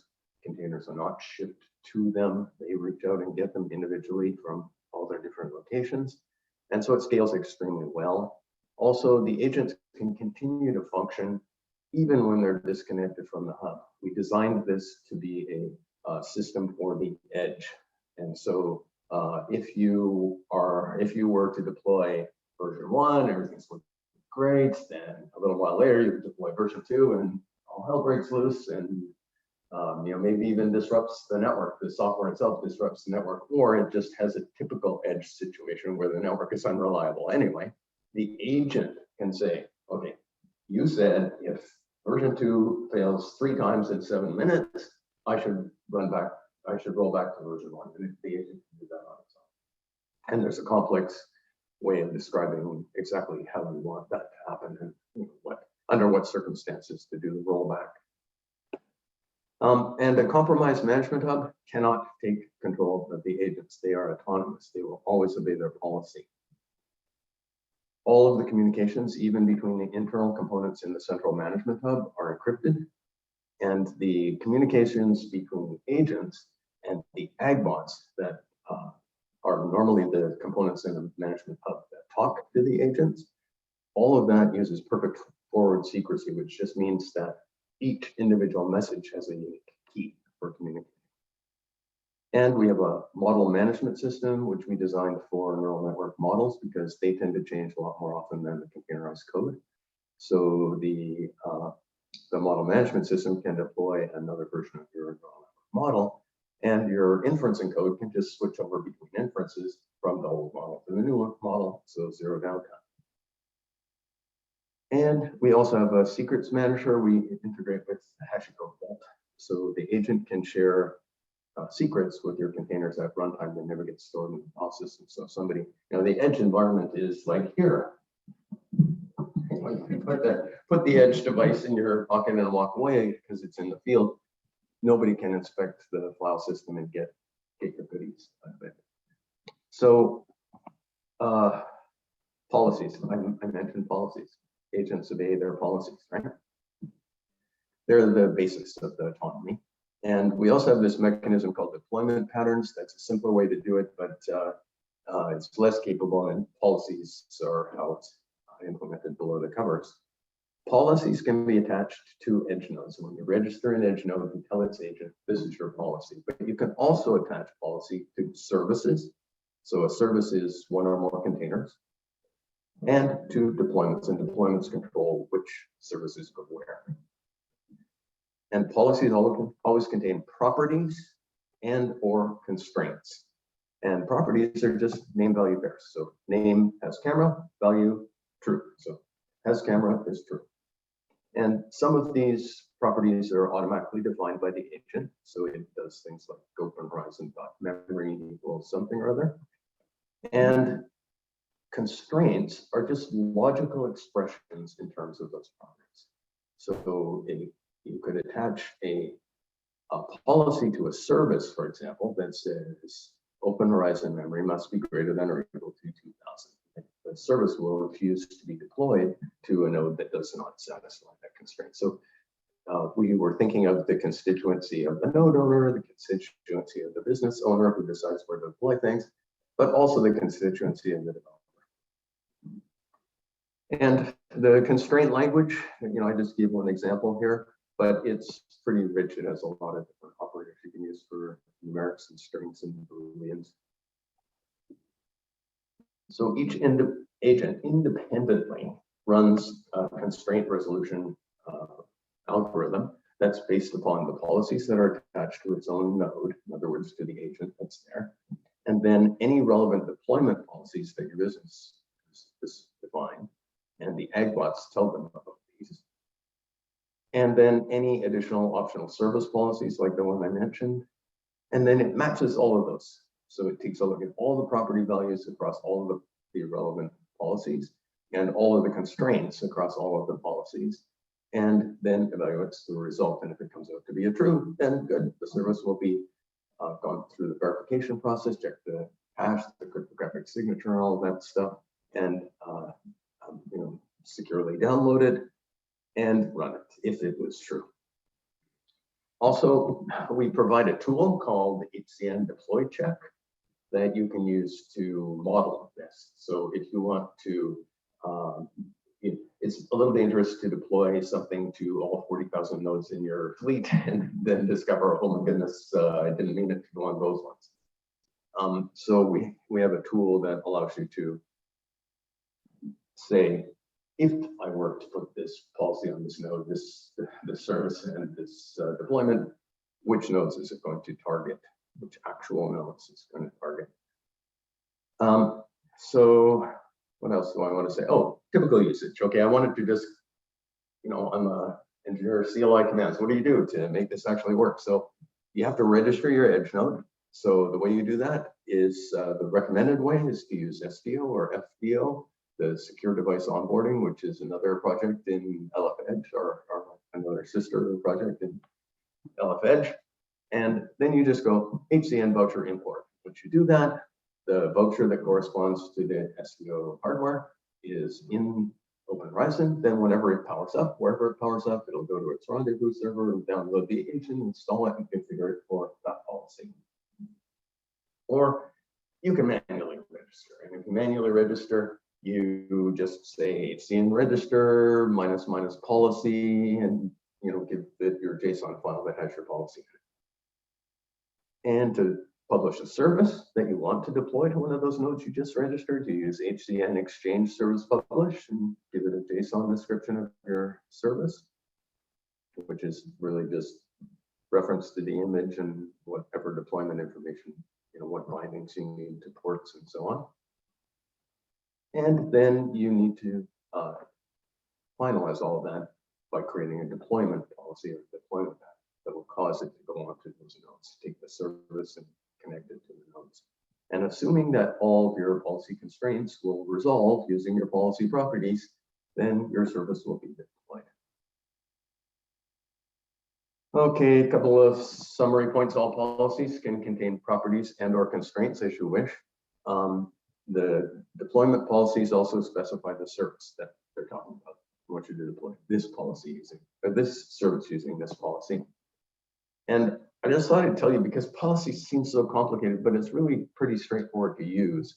In fact, it's much easier than a declarative method where you have to itemize which nodes are getting which piece of software all the time when you get too large scale deployments. So how do I use it? I normally use node policies that only contain properties. So I say, okay, here's my smart camera. It's going to be mounted pointing at the cereal aisle in the grocery store, and it's in Austin, Texas, and it was manufactured by, and so I give it a bunch of properties like that, things that I want to be able to use when I come around to doing deployment, right? So I can say, essentially, something like deploy to all the smart cameras with Intel Movidius VPUs that are installed for shelf monitoring in the cereal aisles of all of the stores in Texas, or any other complex expression like that. And then the agent will use the policy mechanism to resolve whether that applies to it or not. Okay, well, that's all I'm going to say. If you want to learn more, I'm talking on Thursday, and I have cool videos. If you like videos, I also have put out a bunch of videos on the LF-Edge YouTube channel. That QR code will take you there, or that little URL there. Lots of things are there, light introduction, technical deep dives on different topics like how the policy mechanism really works under the covers, how the communications take place between the management hub and the agent. It's quite a delicate dance there and very interesting, I think, to observe. And then there's the Open Horizon documentation, our GitHub links, and there's 2 different repos that we have a whole bunch of different example programs that you can very easily deploy with Open Horizon if you want. And if you want to talk to us, let's hit this one and go to, first of all, you have to get an ID in the Linux Foundation, but then once you do that, hit that URL, you'll go to one of our channels in the Matrix system, LF-Edge chat system. And if all else fails, you can send me an old-fashioned email. And there you go. Thanks for listening. Now, if you have time, but if there's nobody after me, Yes, somebody else. okay, well then let's not worry about the video. Come on Thursday and see my talk on Thursday. Yeah, the thing is, yes. So I would suggest people who attend in person, we have dinner together if you're interested afterwards, but we still have some topics online here. Let's see. Next topic, letting Lee from Baidu talk about beta.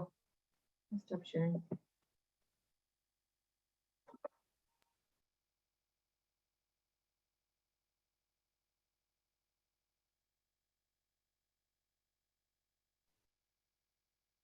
Can you? Yes. I had to promote him to panelist. Here we go. Sorry about that. You mean, is it Regina, learning can you here? hear me? Yep. Oh, yes. Yeah.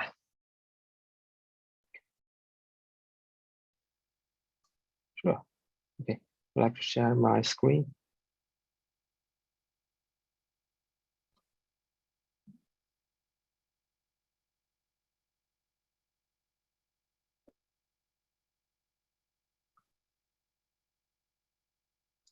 Okay, that's that. Tina, could you see my screen? Yes, I can. Okay, thank you. So good day, my friends. I'm Li Leding from Baidu Cloud. I'm very happy to meet you at the LFX workshop today. So today, our world is being surrounded by ubiquitous computing. The continuous data generated every moment, and this continuous data need to be processed in a timely and proper manner. This data not only require abundant computing power to process, but also need a variety of new methods to meet the requirements of the scene. We're familiar with the cloud, which brought fundamentally changes to information technology in both the economics and agility.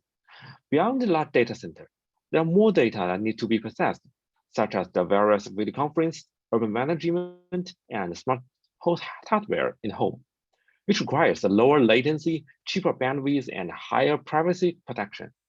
To solve this, we need edge computing.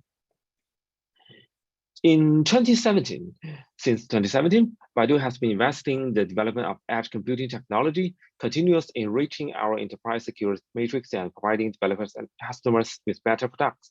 We believe that edge computing and cloud computing are highly complementary technologies, and the two should cooperate with each other to meet today's increasingly complex digital needs.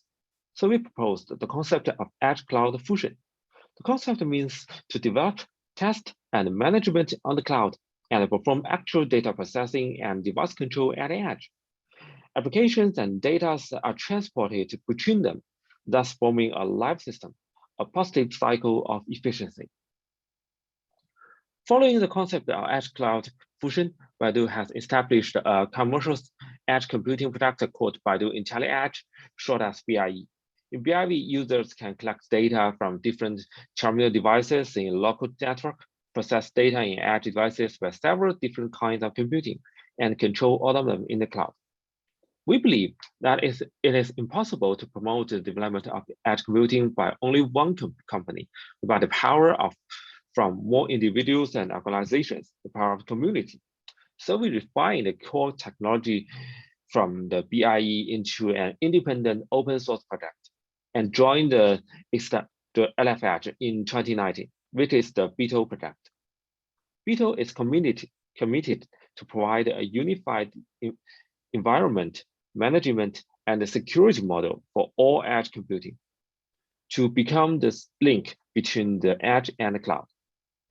In June 2020, a year after joining the LFH, Beetle 2.0 released with the Kubernetes support. Before this, although developers could deploy multiple edge instances in different locations, each instance was limited to only one computing node. In Beetle 2.0, an instance can be composed of multiple computing nodes as a cluster with load balancing and failover, and shared storage and network. In this way, edge computing can enter key signals such as energy and electricity. In this picture, you can find that the Beetle project can be considered as two parts. The upper part runs in the cloud Kubernetes environment. It collects all your configurations of the edge instances, applications, and configurations, and pack them together. And the bottom is the edge side. We run an edge cloud cluster with standard Kubernetes or a lightweighted Kubernetes version such as K3s or K1s or something others. And Beetle runs in this edge Kubernetes instance, receive all configurations by a secure link from the upper side, and translate all the configuration commands into the Kubernetes resources, And thus you can deploy all your applications, all your configurations from the cloud to the edge. And more important, Beetle 2.0 reflects our thinking on open ecology and vendor neutrality. Also, many other edge computing systems today do support Kubernetes, but they choose to modify the internal protocols of Kubernetes and even rewrite the underlying key services such as kubelet, which results in user being limited to a specific Kubernetes supplier or version. But in Beetle, in our design, we choose to simulate the edge instances as individual Kubernetes instance, not as a Kubernetes worker node. So once you emulate the instance as just a Kubernetes worker node, it means that you cannot support edge clusters and limit the capabilities of Kubernetes in the edge. So Beetle chooses the different way. We believe that users should be allowed to freely choose Kubernetes suppliers and deployment modules according to the actual conditions. Therefore, we make cloud and edge as equal, a cluster-to-cluster architecture. In theory, this mode can bring arbitrary Kubernetes functions to the edge, even including the third-party extensions like the CRD.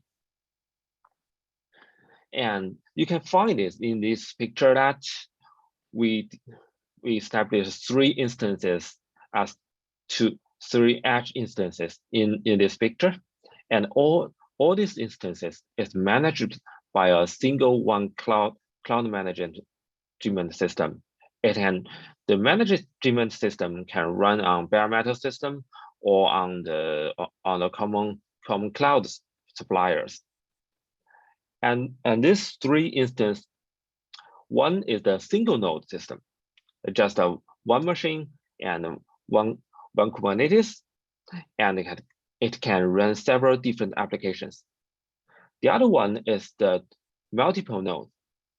There are 2 machines.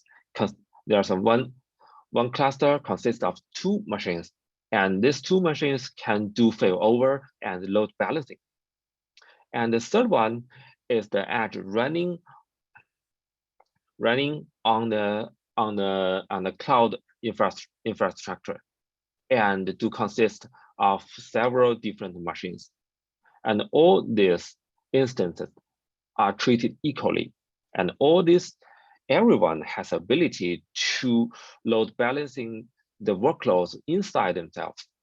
So you can leverage all your compute nodes.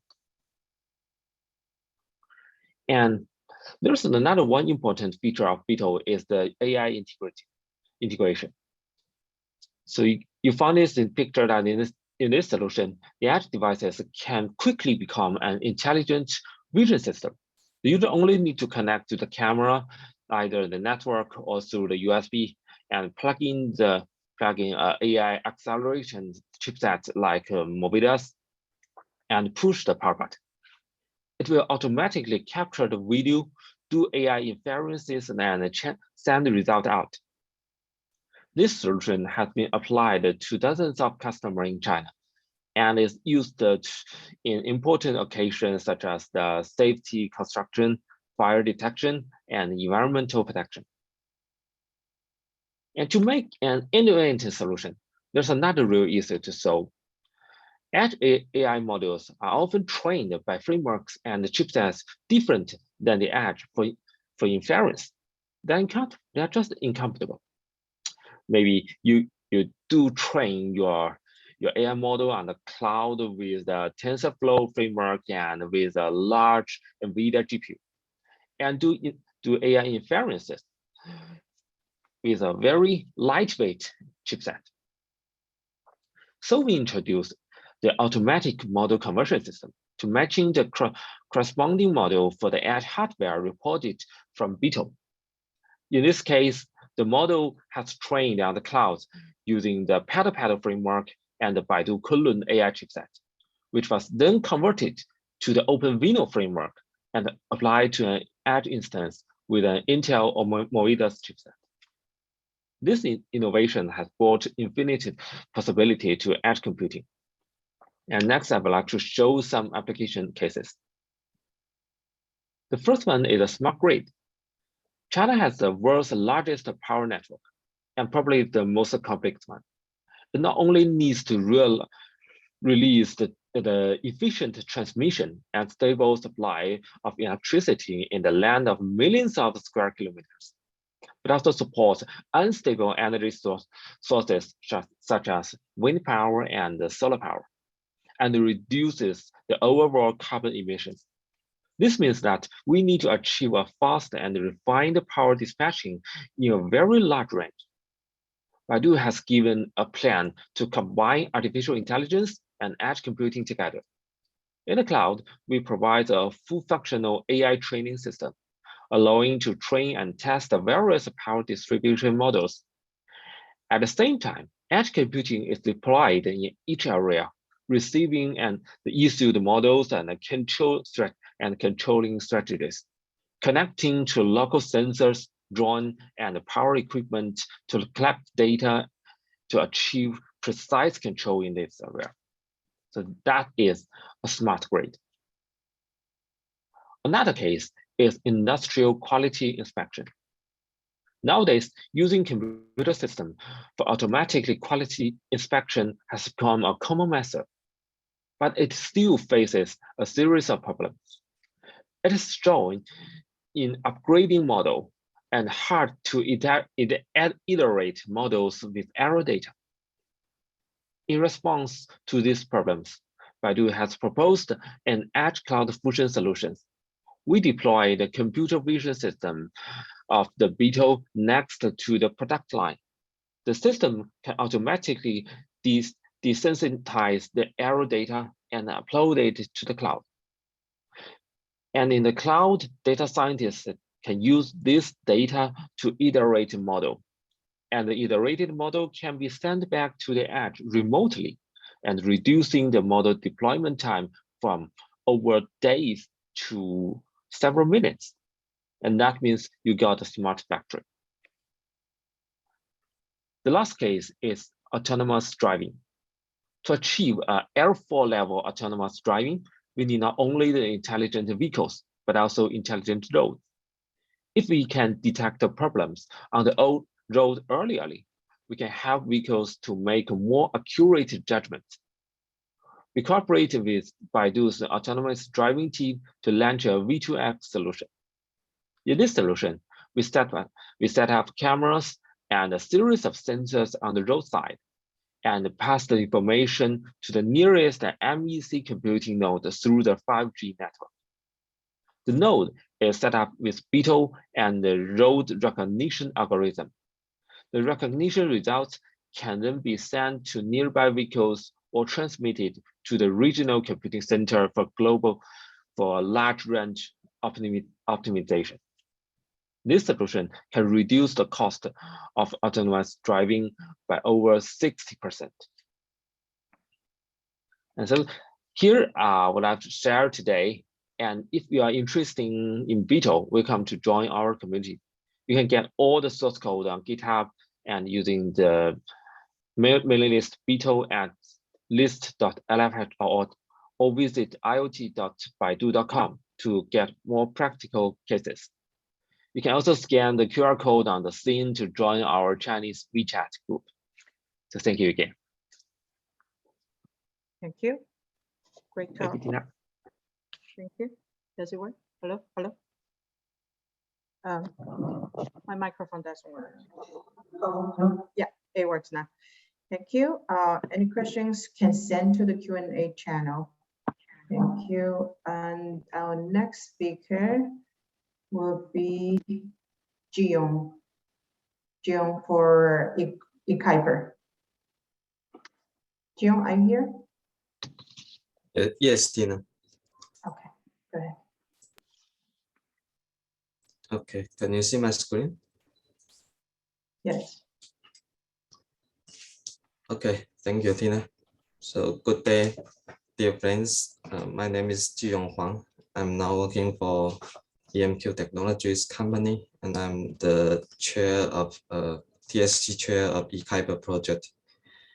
Today, I'm very honored to introduce E-Cipher project, which is an open source edge stream processing engine. So what is E-Cipher? You can scan the QR code on the upper right side to access the E-Cipher website to get the documents, examples, also the link to GitHub. So it is an LFH stage 1 project for edge stream processing. So as you know, stream processing is the way to compute unbounded data streams, which is a low latency computing model compared to the traditional batch computing. So there are a lot of mature open source stream processing framework like Apache Flink, Spark Streaming. But these solutions are currently designed for the cloud computing. So for the resource constrained edge device or even edge gateway, these products cannot be deployed on the edge. So there will be data transfer or massive data transfer between edge and cloud if we use those solutions to do stream processing. So it is natural to have an idea to create a product that can be deployed on the edge side to do this stream processing. So by avoiding the massive data transfer, we can achieve a lower latency, more data security, because we kept all these private data or most of the private data locally without a network transforming to avoid risk of data leaking. And we also save a lot of bandwidth. So with these benefits, we propose this E-Cipher project to let it deploy on the edge side, like the picture shows. The E-Cipher is usually deployed on the edge side, and to let it deploy on edge side, we need to make it lightweight.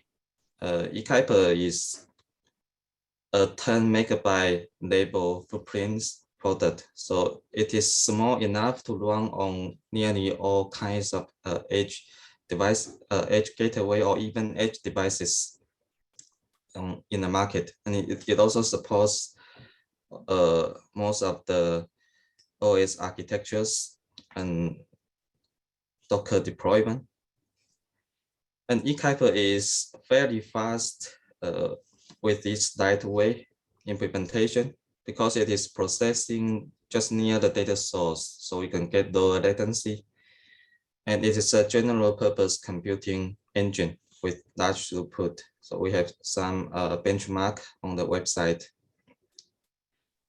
And as shown in this picture, it is right in the middle in a edge computing architecture like this. So it can connect to the south protocols like MQTT or in a card CAN bus.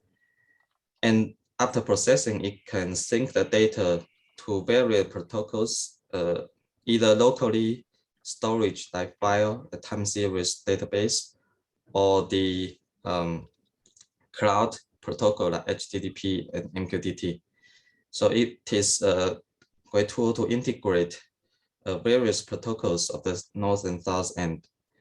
And finally, it's evolvable. It is highly extensible and easily to adapt to external ecologies and algorithms by creating the plugins. So here is a simple architecture of E-Cipher. So E-Cipher is use SQL-based decorative syntax to do analytics. The user can submit their computing job or rule by SQL-based syntax. So in this architecture picture, in the middle is a SQL rule parser, which accepts users' input and then pass their SQL or rule into a graph of SQL processes, which leverage the underlying runtimes and storages. And the rule would have a source to accept the input from various protocols. And then after processing, the result can be published by the things component. So we can have a rich ecosystem by a lot of built-in source and sync support. And it is also allowed to extend the source and sync and even user-defined functions in the SQL processes. So it is open to any ecosystems. And we also have a machine learning algorithms integration example or tutorials on the website. And finally, we support cloud native deployment. We provide Docker images, Helm chart or Kubernetes operators. And we also have some integration with K3S and Beetle as the thing just presented.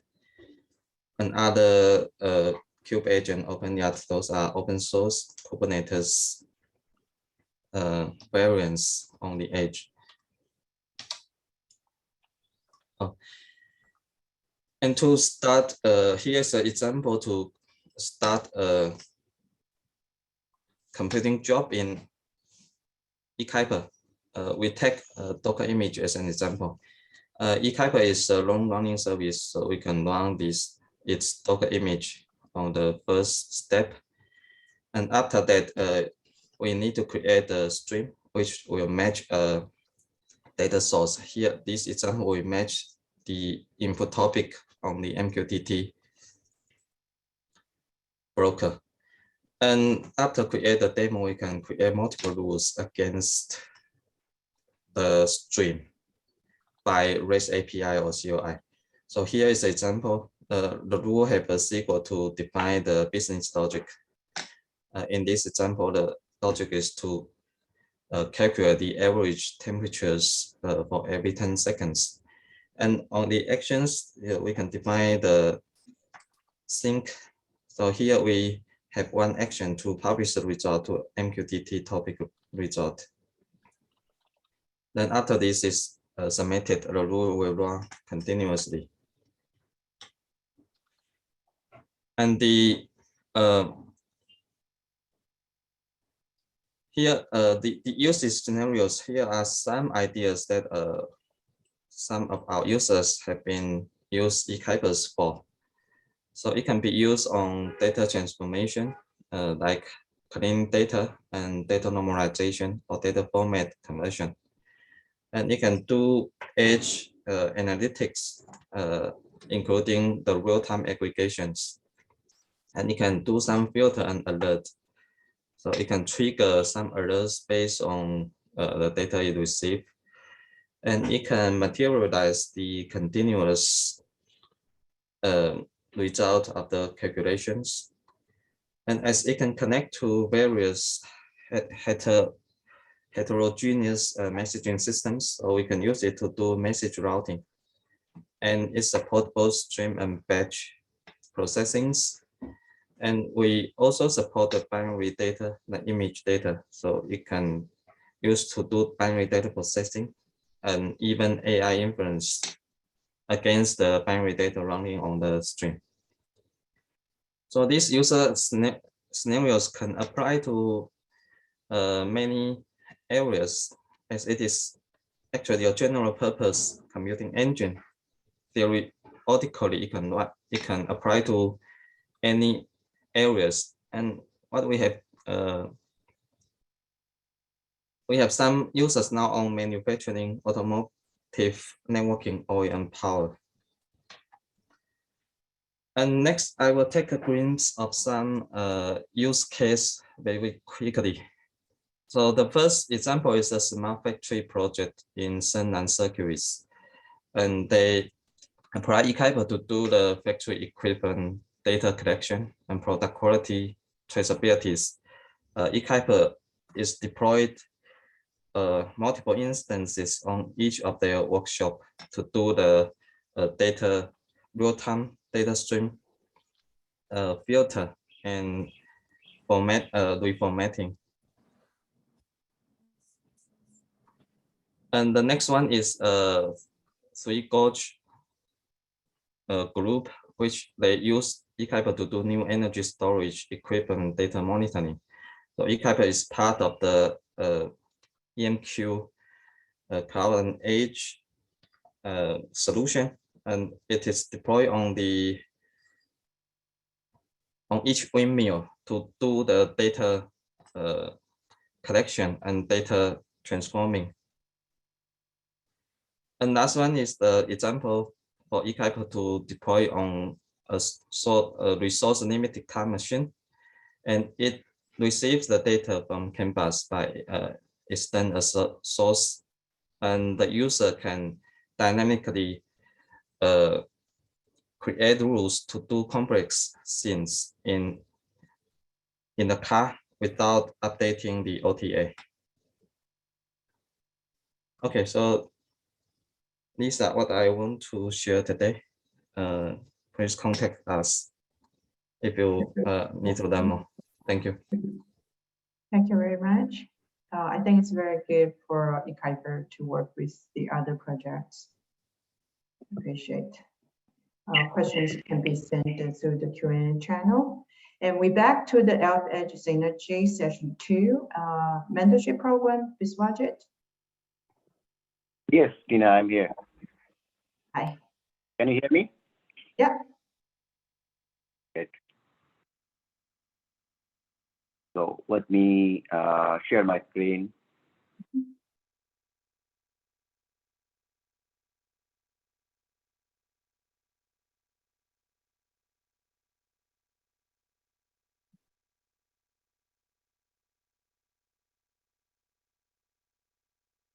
Okay. So hi everyone, thanks for joining. My name is Bishwajeet Dey, and I'm working with IT industry almost 2 decades, over 2 decades now, and also I'm attached to it LFH almost 2 years now. And this program, actually, we came up with this program, basically the LFH mentorship program. It's kind of the connect the dots between our LFH open source community and the students, specifically from high school and the college students, right? So as a parent of high schoolers, so I understand how difficult to find out kind of a program like this, specifically the open source community like LFH. So I mean, that's the reason why we are actually crafted that program specifically for high school and the college students. So, and kind of in a day, I put everything. So it's also uploaded in our LFH website. So the only thing is, what I'm trying to say is like, what is exactly the benefits the students are going to get, right? The first we can think about is the LFH, we have an army of software engineers, correct? So in that case, all these high schoolers or the college students, they'll be able to work with all these, industry leader, in IT industry or other industries, right? So this is the first thing, the student benefits. We can think about why students are coming to LFH, the mentorship programs, right? And the second thing that why is the LFH? What kind of benefits we are going to get, right? So the first thing is this community is huge, right? So again, if we need to move forward in all of my 2 decades of experience, one thing I learned that is the future belongs to the fast, right? So if we need to move fast, so then we have to move along with our next generation. which is like high school students or college students, correct? So if we do that, like, we believe this program is going to be successful, and a lot of high school or college students will get a lot of help from the LFH community and the members, the volunteers we have, right? So this is very much, and the stipend part is basically like, we are not, I put it there, but we are not sure yet, but we are working with our sponsor. Once we got the, kind of a sponsor for the, mentees, then we'll be able to provide that. It's optional at this point right now. So, and again, this slide I've already explained that why the high school students, we are talking about the high school students, right? So these are pretty much and all about this program, and also like this is kind of the flow we'll be able to probably implement that.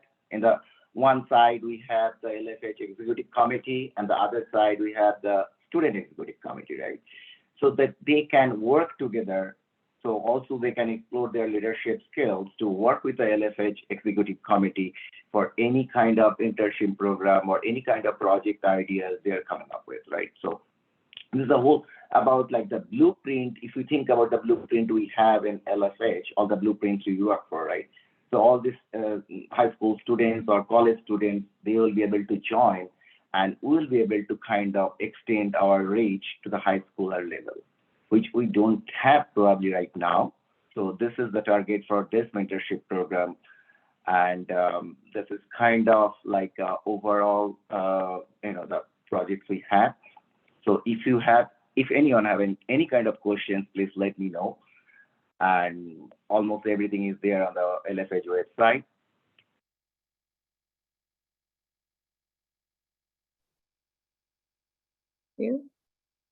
Yeah, I think this is new thing for LFH. We wish the program goes very well and we can have more junior engineers, university students, and high schoolers to join. Correct, yes, correct. That's what exactly we are looking for, yeah. Cool, yeah. Any questions, Thank you. send it to the Q&A channel for BizWatchit. Our last topic is the LFH Award proposal from Feng Yang from Tencent. Feng Yang, are you ready? Yes. Can you hear me, Tina? Yes, I can. Okay, let me share my screen.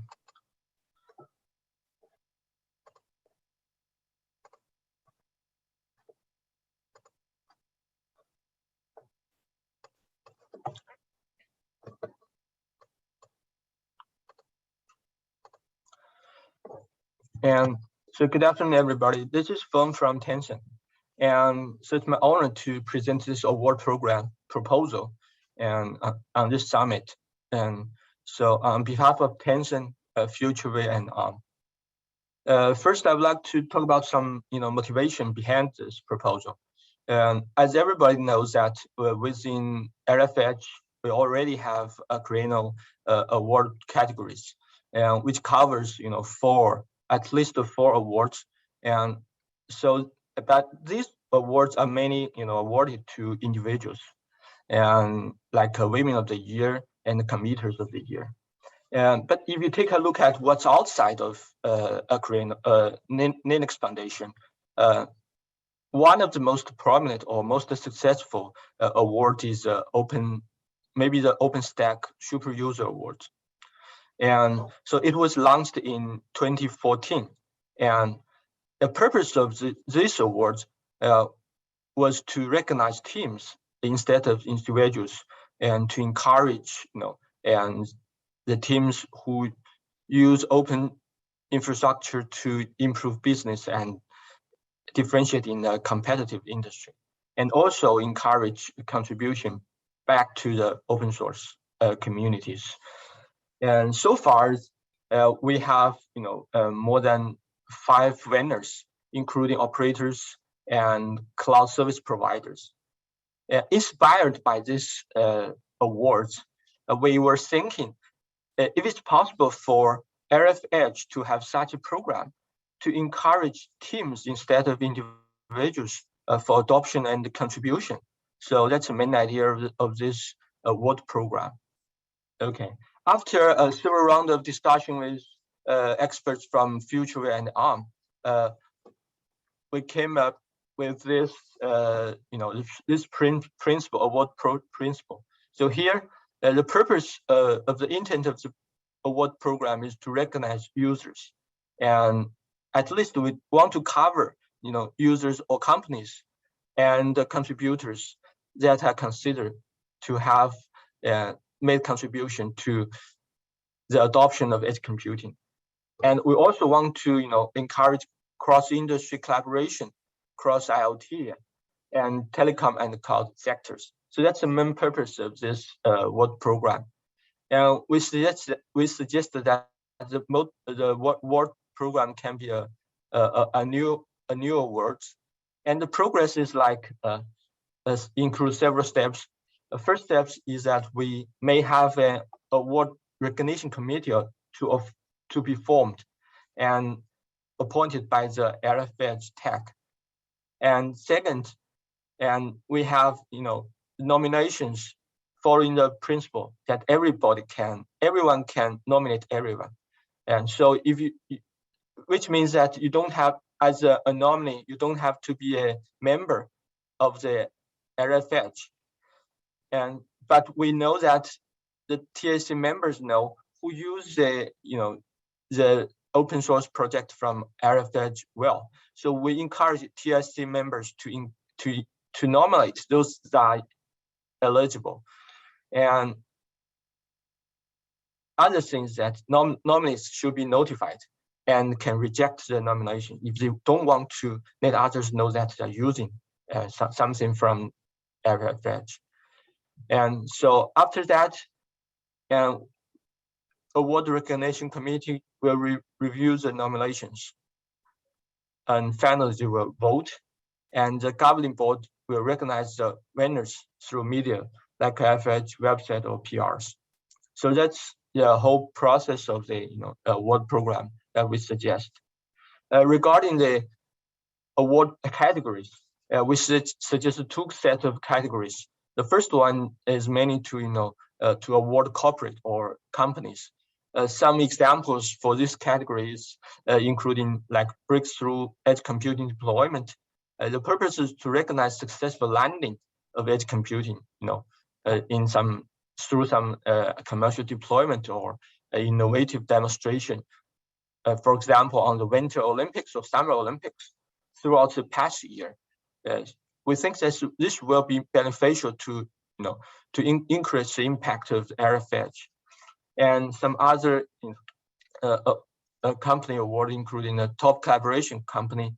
And so that's to recognize some companies that are very active throughout the past of the year in the Fledge community.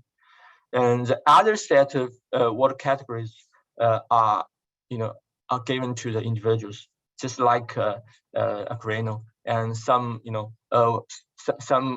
awards suggested here, including the top contributor, documentarian, ambassador, and women of the year, part of which are inspired by both Akraino and the CNCF awards.